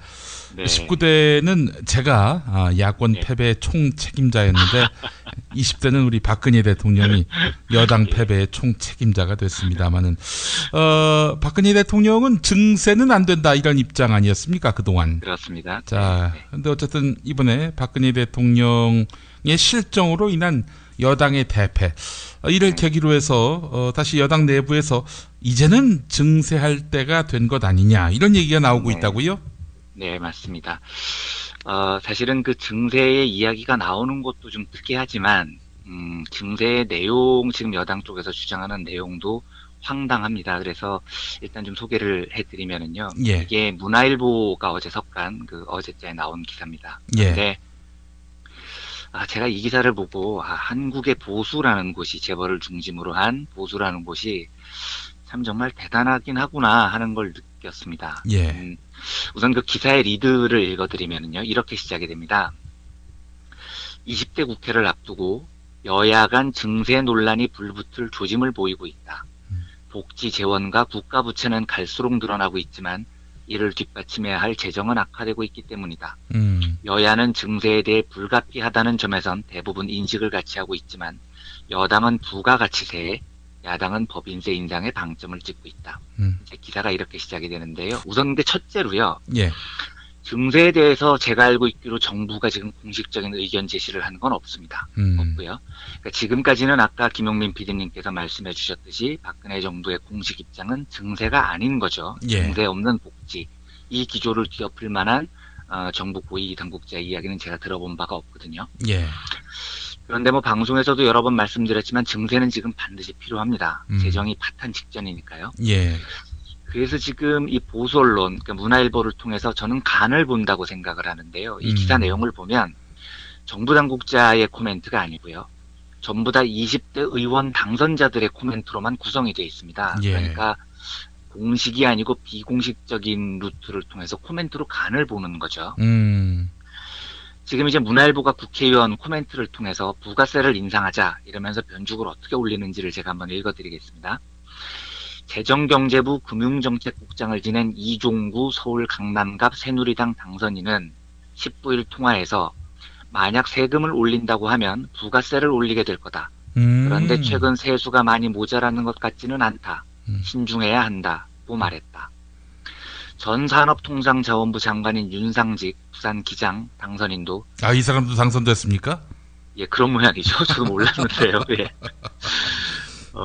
증세 측면에서 부가세 인상이 가장 손쉬운 방법일 수 있다면서도 국민적 컨센서스가 필요한 상황이라고 말했다. 지금 코멘트가 다들 애매하죠. 그러니까 이 두 사람의 코멘트는 부가세 인상으로 증세를 하는 게 제일 좋은데 뭐 신중해야 하는 것 같기도 하고 뭐 국민적 컨센서스가 필요하다고도 덧붙여놓고 합의가 필요하다. 예. 애매하게 지금 뒷말에 꼬리를 붙여놓은 겁니다. 예. 그런데 지금 이 부가세라는 게요, 이 대표적인 간접세입니다. 그러니까 부가가치세라는 내용을 알게 되면 왜 지금 한국의 보수층이 부가세 인상에 간을 보는지를 금방 이해를 하실 수 있을 겁니다. 그러니까 뭘 연상을 하시면 되냐면요, 담배값 올렸을 때를 생각을 하시면 됩니다. 예. 그러니까 세금을 올려야 되는데 재정을 확보해야 되는데 세금은 제가 한번 말씀드린 적이 있지만 부유층에 더 많은 세율로 적용을 해야만 이게 누진적 성격을 가지고 사회 불평등을 해소하게 되죠. 예. 그런데 담뱃값처럼 일괄적으로 올려버리면 이건 부자나 가난한 사람이나 똑같이 세금이 올라가기 때문에 결과적으로는 사회 불평등을 악화시키는 효과를 가져오거든요. 부가세가 한마디로 간접세군요. 그렇죠. 부가세라는 건 뭐냐면 우리가 사 먹는 모든 제품에 그냥 10% 붙는 세금입니다.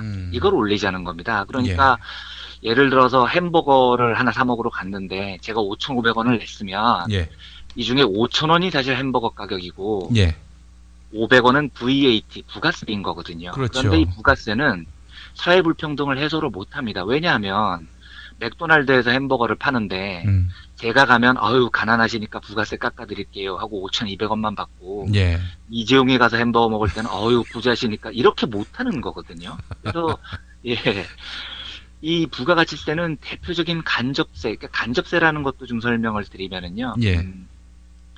사실은 이 부가가치세 이제 VAT라고 붙는 모든 제품에 10%씩 붙는 이 세금은 세금은 제가 내는 겁니다. 맥도날드에서 5,500원을 사 먹으면 세금은 제가 부담을 하는 거죠. 500원을 이제 내는데 제가 국세청에 직접 내지는 않지 않습니까? 그러니까 세금은 제가 부담을 하는데 이 500원을 누구한테 주냐면 맥도날드 가게에다가 주는 거죠. 그러면 일정 기간이 지나면 맥도날드 가게 주인이 이 부가세를 낸 걸 쭉 다 모아서 이 사람이 세금을 내는 겁니다. 그러니까 세금을 내는 사람은 직접 갖다 내는 사람은 맥도날드 주인인데 사실 그 세금을 부담한 사람은 저죠. 소비자들이죠. 그래서 간접세라고 부르는 겁니다. 그러니까 부담하는 사람이 직접 내지 않기 때문에요. 그런데 이 간접세라는 게 제가 아까 말씀을 드렸듯이 대표적인 역진세입니다. 그러니까 제가 예를 들어서 뭐 새우깡이 1,100원이면 1,000원이 새우깡 원가고 100원이 간접세인데 부가가치세인데요.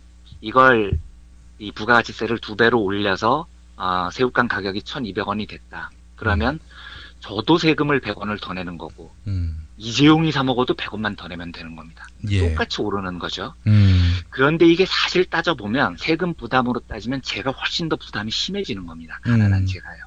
왜냐하면 제가 예를 들어서 한 달 소득이 100만 원이라고 하면 새우깡 한 봉지 사 먹을 때 세금 부담이 100원이 더 늘었다면 제 소득에서 차지하는 늘어난 세금의 비중은 0.01%입니다. 그런데 이재용 같은 경우는 한 달 소득이 1억 원이라고 가정을 하면 새우깡 한 봉지 사 먹었을 때 자기 소득에서 늘어나는 세금 부담은 0.00001%밖에 안 되는 거죠. 그래서 결론적으로는 부가가치세를 올리면 세금이 위아래가 똑같이 느는 모양을 갖고 있지만 궁극적으로는 부자들의 세부담을 줄여주고 가난한 사람들의 세부담을 높이는 역할을 하게 됩니다. 서민 증세.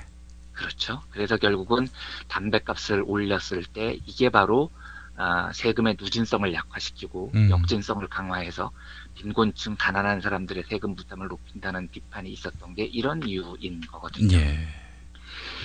지금 이제 재정이 파탄 났다는 건 보수 진보 모두가 합의를 하고 있는 것 같습니다. 그런데 지금 보수층에서 간을 보는 건 뭐냐면 자 재정이 파탄 났으니까 부가가치세를 올리면 어떨까요? 이거를 지금 20대 당선인들의 코멘트로 문화일보를 통해서 간을 보고 있습니다. 실제로 이 부가세를 올리는 건 엄청난 역풍을 맞습니다. 그러니까 기억을 해보시면 담뱃값 올랐을 때 우리 국민 정서가 얼마나 안 좋아졌습니까? 그렇죠? 제가 그 김용민 PD님께서 사석에서 하신 말씀 같은데 흡연자들이 청와대 앞에다 몰려가서 그 담배를 뻑뻑 피워대는 항의를 하면 어땠을까? 이 말씀 한번 저한테 하시지 않았나요? 하도 많은 막말을 해가지고 제가 기억을 할 수가 없습니다. 그러니까 심지어 진짜 그게 공감이 갈 정도였습니다. 흡연자들의 분노가 청와대 앞에 몰려가서 청와대 쪽으로 담배 연기를 뻑뻑 품어대야 그 말이 제가 공감이 될 정도로 그때 흡연자들의 분노가 높았었고 담배를 피우지 않는 경제학자들도 거기에 대해서 왜 황당해했냐면 우리나라의 불평등 구조가 이렇게 심한데 거기다 대고 이렇게 역진적으로 담뱃값을 높여서 가난한 사람들의 세수 부담을 높이는 게 너무 말이 안 되는 일이었기 때문인 겁니다. 실제로 일반 평범한 백성들이 피는 담배하고 이재용 씨가 피는 담배 거기에 붙는 세금은 똑같은 거 아닙니까? 똑같은 거죠. 그렇죠. 근데 그 부담이 똑같이 담뱃값당 2,000원이 올랐다고 해서 피해를 보는 건 가난한 사람들이 훨씬 더 많이 피해를 보게 된다는 겁니다. 소득 대비로 볼 때는요. 실제로 그 일본의 아베 총리가 들어선 이후에요. 아베 내각이 들어선 이후에 아베 내각이 일본에서 급격하게 인기가 하락을 한 기점이 언제로 보냐면 일본에서는 이제 부가세라고 안 부르고 소비세라고 부르는데요. 예. 일본도 이제 그 재벌들, 자의바치들한테 세금을 못 걷다 보니 재정이 파탄나다 보니까 이걸 소비세를 인상을 해버립니다. 한국처럼 부가가치세를 인상을 해버린 거죠. 예. 이때 일본 민중들이 아베 정권의 본질을 파악을 한 겁니다. 얘네들이 진짜로 국민들은 안중에도 없구나. 서민들은 안중에도 없구나. 재벌들 세금 덜 거두려고 결국은 소비세를 올리는구나. 이런 의식이 확산되면서 아베 정권의 인기가 폭락을 하기 시작했거든요. 그러니까 지금 정부 입장에서도 부가가치세 인상 이건 정말 부담스러운 얘기입니다. 지금 만약에 부가가치세 인상 얘기 꺼내면 예. 저는 박근혜 정부가 여론의 악화를 감당 못할 거라고 봅니다. 그런데 왜 이걸 꺼낼까요? 이걸 다시 한번 추리를 해보면 얘네들이 진짜로 재벌들을 보호해주고 싶어 하는구나라는 게 확 느껴지는 겁니다. 그러니까 지금 20대 국회가 들어서고 의회 권력이 바뀌면서 야당들이 공히 지금 법인세율을 원위치로 돌려놓자. 이명박이 깎아놓은 걸 원위치로 돌려놓자. 사실은 이것만 돌려놔도 세수가 한 4조 원이 늘어나거든요. 굉장히 예. 시급한 일입니다. 그런데 이게 컨센서스가 되려고 하니까 얘네들이 지금 간을 보고 있는 겁니다. 부가세 올리는 게 쉽잖아. 어때? 이런 걸 지금 간을 보고 있는 거죠. 더 무서운 건 뭐냐면 제가 어제도 소개를 드렸지만 얘네들이 지금 여기저기 하다 대고 막 던지는 겁니다. 뭐 양대지침은 반드시 통과해야 된다거나 또 뭐 노동개혁 5법은 반드시 통과해야 된다거나 이걸 뭐 노동부 장관도 얘기를 하고요. 유일호 부총리도 얘기를 하고요. 또 그리고 갑자기 오늘은 문화일보를 통해서 20대 당선인들 입을 통해서 부가세를 높이면 어떨까 이런 아젠다도 한번 내던져 보고요. 예. 이렇게 여러 분야에 대해서 막 던지다 보면 제가 우려가 되는 게 어떤 거냐면 그래 한 5가지 정도 문제가 있는데 그러면 한 3개는 우리 뜻대로 하고 2개 정도는 니네 뜻대로 해줄게 라고 합의를 할까봐 제가 걱정이 되는 겁니다. 예. 지금 얘네들이 갑자기 며칠 사이에 너무나 많은 아젠다들을 막 던지고 있거든요. 예. 근데 다 될 거라고 당연히 생각을 걔들도 못하겠지만 나중에 협상 카드로 그러면 3개는 양보해 줄게. 부가세 인상 정도는 합의해 주세요. 아니면 노동학법이나 부가세는 저희가 물러설 테니까 쉬운 해고는 합의해 주세요. 뭐 이러고 나올까봐 제가 겁이 나는 겁니다. 그러니까 정치는 합의의 영역이니까요. 제가 뭐 의회 권력이 교체된 지 한 일주일도 채 안 된 상태에서 저들의 반응을 보면서 얘들이 역시 예상했던 대로 혹은 예상을 넘어설 정도로 치밀하고 그리고 굉장히 자기 이익을 지키는 것에 강한 의지를 갖고 있는 기득권층이라는 걸 저는 다시 한번 확인할 수 있었고요. 예.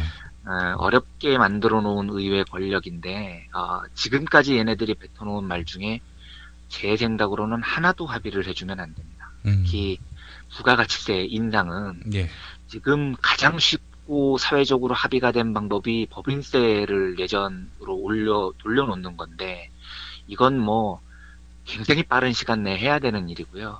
쟤네들이 부가세 인상 같은 이상한 이야기를 들고 나오더라도 조금 더 흔들리지 말고 그렇지 않아도 사회 불평등이 정말로 심한 사회인데 여기에 부가세를 올려서 세금 조세 구조까지 더 역진적으로 만들어 놓으면 한국이 얼마나 불평등이 심해지겠습니까? 예. 얘들의 이런 언론 플레이에 조금 더 흔들리지 말고 부가세 인상 따위는 개나 줘버리고 하루빨리 법인세 인상부터 빨리 실현이 돼야 될 것 같다는 생각이 듭니다. 예. 아이고 참 아직도 정신을 못 차렸네요 이 친구들. 그러니까요. 예. 무엇 때문에 벼락을 맞았는지 이 민심의 저간을 잘 살피지 못하고 있습니다. 그 민심 오히려 뭐 못 살핀다고도 할 수 있고 민심 따위는 없었으면 좋겠다고 생각을 하는 자들일 수도 있고요. 저는 참 생각이 많이 복잡해지더라고요. 예. 요즘 얘네들 하는 걸 보면요. 예. 사실 이런 그 민심을 듣기 싫어서 현 대통령 아버지는 선거를 아예 없앴지 않습니까? 예. 아, 그렇죠. 예. 예, 그렇죠. 예. 예. 그렇죠. 참. 그렇네요, 진짜로. 네. 지 맘대로 했잖아요. 예. 압축성. 의회를 아예 없애버렸죠, 그냥. 예. 또 국회의 3분의 1을 지가 추천하는 사람을 사실상 그렇죠. 갖다 앉히고, 예. 그랬던 암울한 시기로부터 국민들이 이 나라를 구했습니다. 이게 갑자기 그 얘기를 들으니까 좀 공포스러운데요. 그분의 딸이 대통령이어서요. 아니, 무슨 협치하라, 이제는 상생의 정치를 하라, 그렇게들 주문을 하는데, 한 번도 그런 걸 해본 적이 없는 사람한테 해보라고 하면 그게 되겠습니까? 예. 저보고 암벽 등반하라고 그러면 못해요. 등산도 힘든데 암벽 등반을 어떻게 합니까? 그런 거나 마찬가지다. 예. 이런 생각이 듭니다.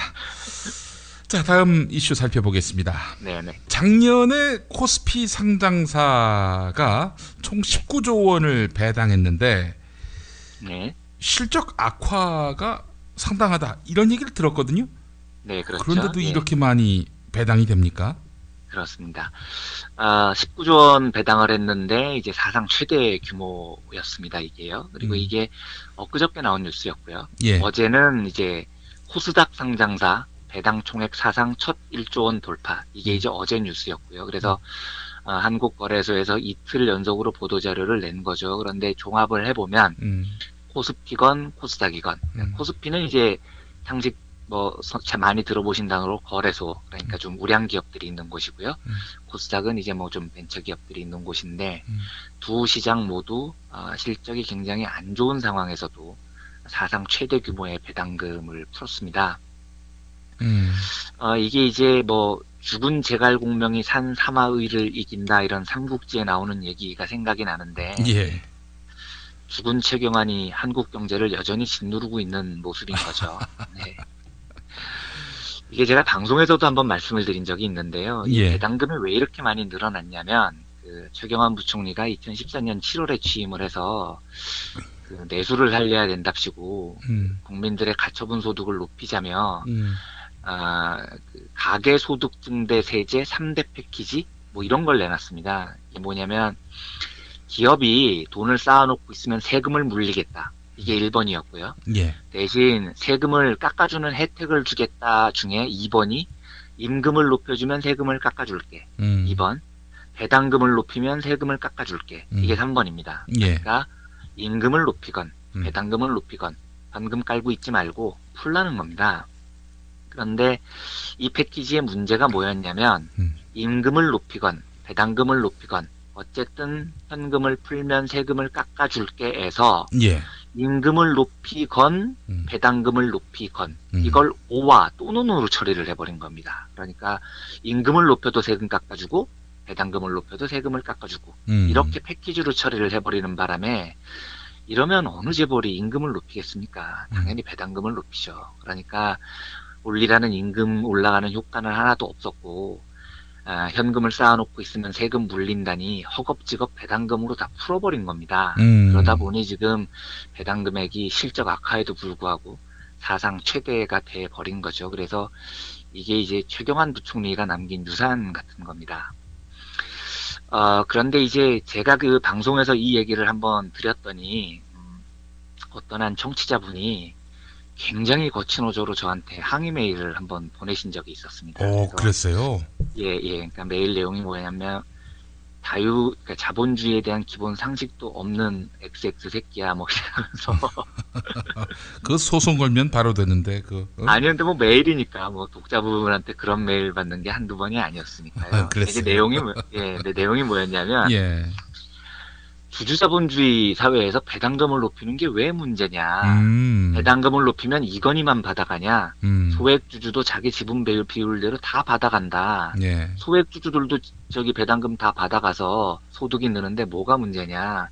도대체 너는 주식회사에 기초가 안 돼 있는 기자다. 이런 항의 메일이었었어요. 근데 이제 그 메일 내용을 쭉 읽어보니까 이분이 이제 사용하시는 언어가 그 경제에 대해서 공부가 상당히 돼 있으신 분이시더라고요.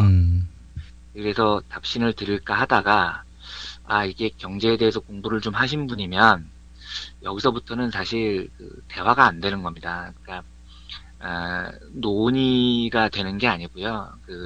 이 정도 공부하신 분이 이런 생각을 갖고 있다면 그냥 우리는 종교가 다른 사람이다 이렇게 넘어가야 되는 겁니다. 그러니까, 예, 전혀 토론이 안 되는 거죠. 제가 이제 저희 청취자분들께는 뭐 설득이 조금 가능하다고 믿고 그 주식회사 배당에 대해서 좀 설명을 드리려고 하는데요. 예.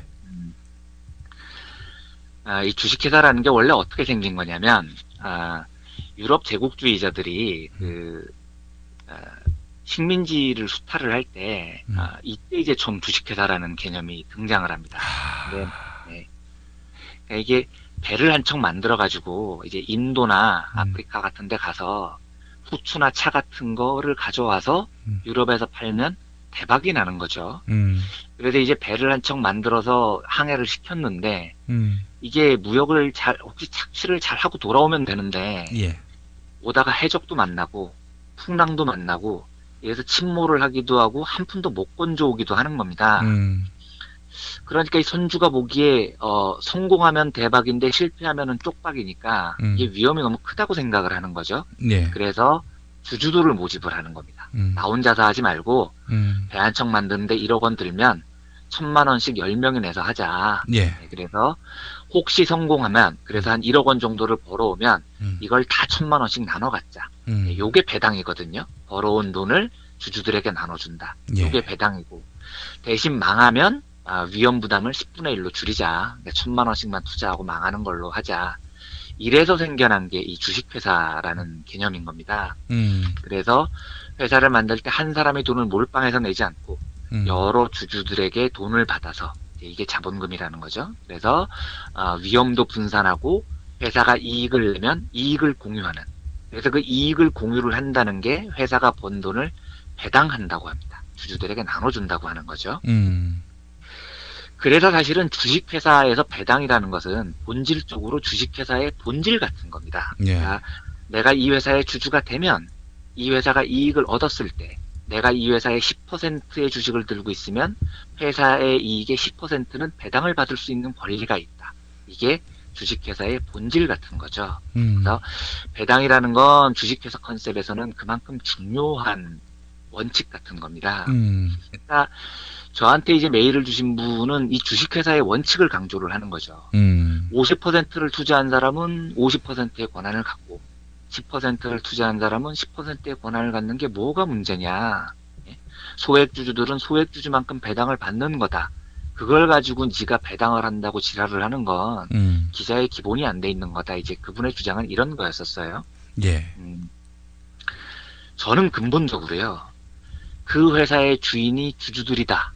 하는 전제에 찬성하지 않습니다. 예. 그러니까 저는 그 배를 만드는 모양을 생각을 해보면 그 배를 운영하는 회사, 그 회사의 주인이 온전히 1,000만 원씩 낸 10명의 주주이냐, 그 주주들만 그 회사의 주인이냐, 예. 저는 이 전제 자체를 찬성하지 않습니다. 예. 그렇기 때문에 회사가 번 돈을 다 배당으로 나눠주는 것에 대해서 근본적으로 동의를 하지 않는다는 말씀을 드리고 싶은 겁니다. 예. 그러니까 생각을 한번 해보십시오. 그 배가 인도까지 가서 차나 후추를 착취를 해가지고 돌아오는데요. 그 배에 탄 노동자들은 뭔가요? 그 배에 탄 노동자들이 없으면 그 배가 그만한 이익을 벌어올 수 있었겠습니까? 그러니까 주주 입장에서 보면 이렇게 얘기하는 겁니다. 월급 주잖아, 월급. 예. 월급은 당연히 노동에 대한 대가고요. 예. 노동을 했으니까 받는 거고요. 주주들은 아무것도 안 하고 가만히 앉아서 지금 배당금 받는다는 거 아닙니까? 그 회사의 주인이니까요. 예. 그런데 그 회사가 존립하기 위해서 노동자가 없었으면 그 돈을 벌 수 있었겠냐는 거죠. 그 존립에 대해서 의미를 부여한 노동자의 존재에 대해서는 어떤 배상을 했냐는 겁니다. 예. 또 한 가지, 예를 들어서 그 배가 인도에 가서 차를 악랄한 방법으로 돈 조금 주고 차를 잔뜩 사와서 이 무역을 할 텐데요. 인도라는 지역사회가 당한 피해는 어떻게 할 거냐는 겁니다. 그 지역사회가 당한 피해는 어떤 식으로 보상할 거냐는 거죠. 그 지역사회가 착취를 당했기 때문에 그 주식회사가 돈을 번 겁니다. 그렇다면 그 주식회사가 존재를 하는 데에는 그 지역회사의 희생이 굉장히 중요한 존재 요건이라는 겁니다. 예. 거기에도 회사가 번 돈에 대한 일정 정도의 권한을 청구할 권리가 있다는 거죠. 예. 그리고 소비자들은 어떠냐는 겁니다. 그 차를 사와가지고 유럽의 귀족들한테 막 비싼 가격에 팔겠죠. 예. 그 소비자들이 없다면 그 주식회사가 과연 그 큰 돈을 벌어서 배당을 할 돈을 가질 수 있었겠습니까? 그러니까 결국은 소비자들에게 일정 정도 이익을 착취해 오는 건데 그 착취를 당한 소비자들에게도 그 번 돈에 대한 일정 정도의 권한이 있다는 겁니다. 예. 조금 더 쉽게 말씀을 드리면, 뭐 대학교 다니실 때 다들 그 대학을 나오신 분들이시라면 등록금 투쟁 뭐 이런 거 해보신 적 있을 겁니다. 그런데 등록금 인상에 반대하고, 근데 이제 이때 나오는 얘기가 꼭 이거거든요. 학교의 주인이 도대체 누구냐. 그래서 이 데모를 하는 학생들은 학교의 주인은 학생, 교직원, 학교에서 봉사하는 노동자들, 뭐 재단까지 모두가 함께 주인이다. 이렇게 주장을 하죠. 예. 그런데 학원법인 이사장은 콧방귀도 안 끼는 겁니다. 야, 학교의 주인은 나야, 나 임마, 니들이 아니고, 예. 이렇게 얘기를 하는 거거든요. 예. 어느 쪽 말이 맞냐고 보면 해본에 이해가 되실 겁니다. 예, 이사장이 당연히 학부법인 세울 때 돈 다 냈겠죠. 그런데 그 학교에 교수가 없으면 존재할 수 있습니까? 학생들이 없으면 존재할 수 있나요? 예. 학교의 주인은 그 학교에 참여하는 모든 공동체들끼리 비중의 차이는 있겠지만 그 학교를 구성하는 모두가 다 공동체의 주인 중에 한 명이라는 겁니다. 예. 그래서 저는 어떤 회사가 이익을 얻었을 때 그 이익을 주주총회에서 주주들끼리 모여서 어떻게 나눌 것인가를 결정한 뒤 배당으로 나눠주는 시스템에 대해서 반대한다는 겁니다. 예. 그 회사가 얻은 주식회사의 이익은 주주들에게도 나눠줘야 하지만 예. 노동자에게 준 월급 말고도 그 회사의 존속을 위해서 공헌을 한 노동자들의 목도 존재를 하고 그래서 노동자 복지, 사원 복지라는 것이 필요하고 그 회사가 공장을 세웠거나 혹은 뭐 지역사회의 상권을 파괴를 했거나 해서 지역사회에 끼친 손해에 대해서도 일정 정도 책임을 가지고 배상을 해야 하며 소비자들에게 막대한 이윤을 만약에 얻어서 회사가 이익을 남겼다면 소비자들에게도 돌려줘야 될 몫이 있다고 생각을 하는 겁니다. 예. 그래서 그것을 어떻게 주주총회에서 결정을 하겠습니까? 주주총회에서는 배당 많이 받고 싶어 하니 오로지 주주들의 이익을 위해서만 결정을 할 텐데 소비자들의 이익은, 노동자들의 이익은, 그리고 지역사회의 이익은 주주총회에서는 절대로 반영이 안 되거든요. 그래서 그 메일을 주신 분이 혹시 이 방송을 듣고 계시다면 뭐 반론하실 수 있을 텐데요. 저하고 근본적으로 철학이 다른 겁니다. 그리고 종교가 다른 거고요. 예. 저는 주식회사라는 이름으로 회사가 얻은 이익을 주주들이 상의해서 주주들이 뿜빠이에서 나눠 가지는 시스템에 대해서 결사적으로 반대합니다. 기업이 존재를 할 수 있는 건 노동자, 지역사회, 소비자, 그리고 주주들 모두가 존재를 해야 되기 때문에 주식회사가 존재를 하는 것이고 예. 기업의 이익을 어떻게 분배를 해야 될 것인가는 이 네 개의 합의체가 공동으로 저는 결정을 해야 된다고 믿는 사람입니다. 예. 어쨌든 지금 기업들이 구조조정을 한다고 하고요. 또 정부에서는 쉬운 해고를 아직도 포기를 하지 않고 있고요. 그래서 노동자들은 자꾸 해고를 하려고 하는 이 와중에 지금 코스피 코스닥 상장사들이 역대 최고치의 배당을 했습니다. 예. 온당치 않습니다. 이렇게 해서 노동자들을 날려버리고 나면 결국은 그 주식회사가 온전히 존재할 수 있겠습니까? 주주들이 지금 당장 많이 받을 배당금에 눈이 멀어서 노동자들을 배제하고 지역사회가 하는 얘기를 배제하고 소비자들의 이야기를 배제를 하고 나면 예. 결국은 그 기업은 존속할 수 없습니다. 그건 두고 보면 알 겁니다. 예. 뭐 어제 소개를 해드렸지만 소비자들은 엿이나 바꿔먹을 정도로 알고 있는 롯데 같은 경우 당장 지금 100억 원의 손실을 봐야 될 그 피해자들에게 100억 원 내놓겠다고 하는데요. 이런 사태에 직면하지 않습니까? 예. 배당금의 증가는 굉장히 위험한 요소고요. 배당금의 증가보다도 지금 기업이 깔고 앉아있는 현금이 노동자, 지역사회, 소비자 그리고 한국 사회를 위해서 어떻게 사용이 돼야 그 기업도 살고 경제도 사는지 방향에 대해서 조금 더 사회적 합의에 대한 고민이 있었으면 좋겠습니다. 지금은 어렵지만 여기에 대해서 우리가 많은 고민을 해보고 재벌이 깔고 앉아있는 현금이 진짜로 한국 경제의 발전을 위해서 사용될 수 있는 그런 시스템들이 조금 마련됐으면 좋겠다는 생각이 듭니다. 예. 앞서서 학교 비유해 주셨는데 네. 학생들이 학교의 주인은 학생이다 이렇게 생각하는 것에 대해 학교법인 이사장은 코웃음을 친다. 좋습니다. 그렇죠. 뭐 주인이 아니라고 치면요. 학생은 그럼 소비자 아닙니까? 그렇죠. 예. 소비자를 이렇게 홀대해도 됩니까? 그러니까요. 예. 그러니까요. 우리 재벌들하고 똑같은 거죠. 예. 소비자라고 봐도 예. 학생들은 뭐 소비자는 내가 제공하는 강의 수업이나 돈 내고 잘 사 먹으면 되지 이런 식으로 생각하고 있고 예. 재벌들도 똑같은 거죠. 예. 전혀 뭐 그 사람들을 기업의 한 축으로 인정을 안 하는 겁니다. 예. 전 세계에 이런 이 싸구려 자본가들이 또 있겠나 이런 생각도 해보고 말이죠. 네. 글로벌 스탠다드 이런 얘기 많이 하는데 누구 보고 할 소린지 참. 그렇죠. 네, 오늘도 이완배 기자님과 함께했습니다. 이완배 기자님 수고하셨습니다. 네, 감사합니다. 예. 여러분 안녕하세요. 민중의 소리 아나운서 정혜림입니다. 이 어묵한 여왕님 치아에서 다들 잘 견디고 계시죠? 오늘도 종편의 주옥 같은 헛소리에 혼이 정상인 듯 정상 아닌 비정상 같은 여왕님의 우주 타령에 고구마 100개쯤 한꺼번에 삼킨 듯 답답한 마음에 죄 없는 가슴팍만 두들겨대고 계세요. 이젠 시원한 사이다 같은 민중의 소리와 함께하세요. 잘 키운 진보 언론 열종편 안 부럽습니다. 한 달 10,000원 소액 CMS 후원으로 민중의 소리에 큰 힘이 되어주세요. 1661-0451 1661-0451 전화 기다릴게요.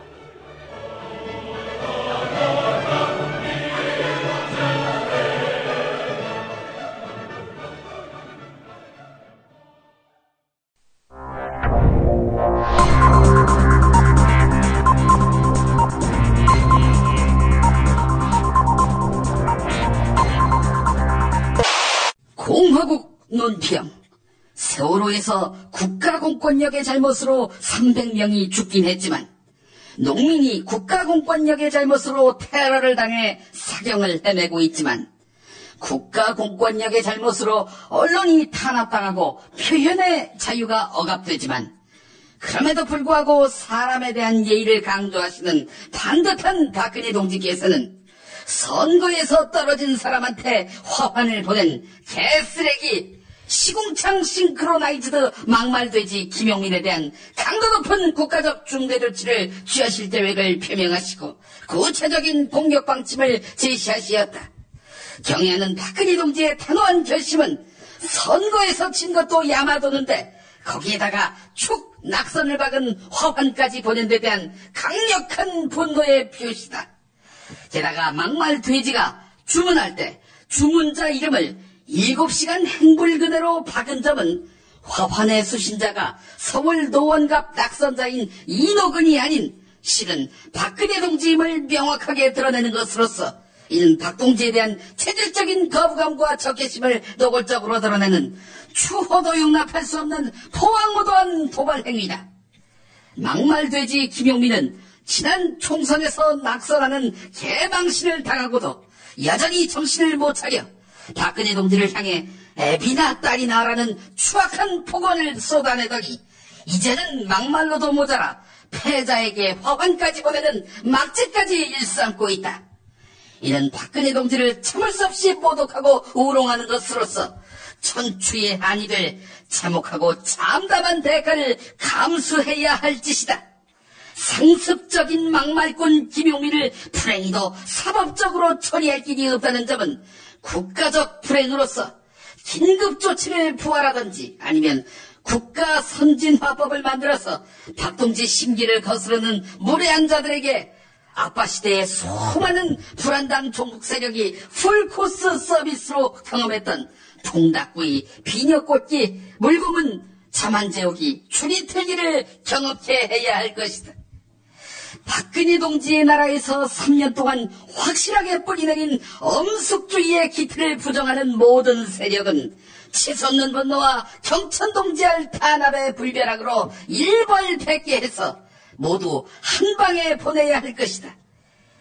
그래서 일제가 물러나도 국부 이승만 대통령 각하가 쫓겨나도, 아버지 박정희 대통령 각하 동지가 죽어나가도, 그리고 박근혜 동지가 끝내 물러나도 공포와 억압이 여전히 always, everyday 지배하는 나라, 그 나라가 유지되도록 해야 할 것이다. 그렇다면 우리가 잠시 물러난 듯 싶어도 언제든 부활하게 될 것이니까.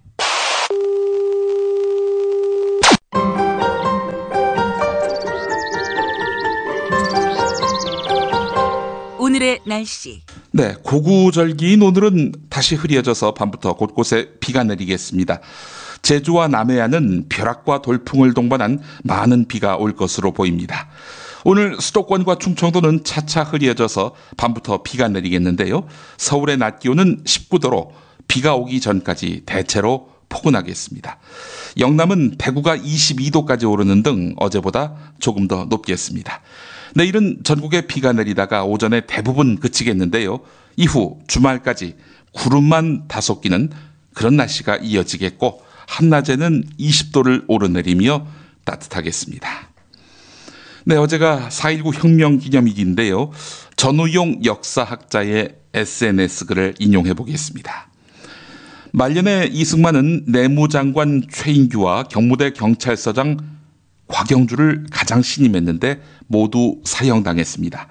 이들이 지은 죽을 죄는 권력자의 비위를 맞추기 위해서 민의, 국민의 뜻을 짓밟은 것입니다. 권력자에 대한 의리만 따지고 민의는 외면하는 무리 아직 많습니다. 많지요.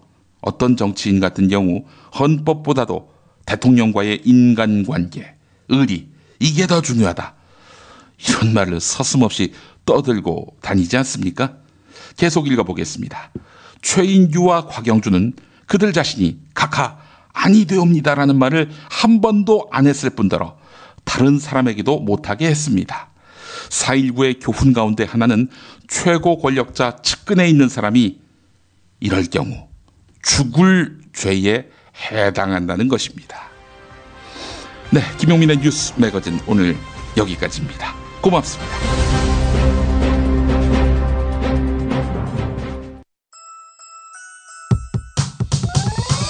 이번 방송 괜찮았나요? 작별의 여운 이렇게 표시해주세요. 다운로드하기, 댓글 달기, 구독하기, 별점 주기. 더 좋은 방송 만들어달라는 약속 이렇게 응원해주세요. 다운로드하기, 댓글 달기, 구독하기, 별점 주기. 기억하셨죠? 다운로드하기, 댓글 달기, 구독하기, 별점 주기.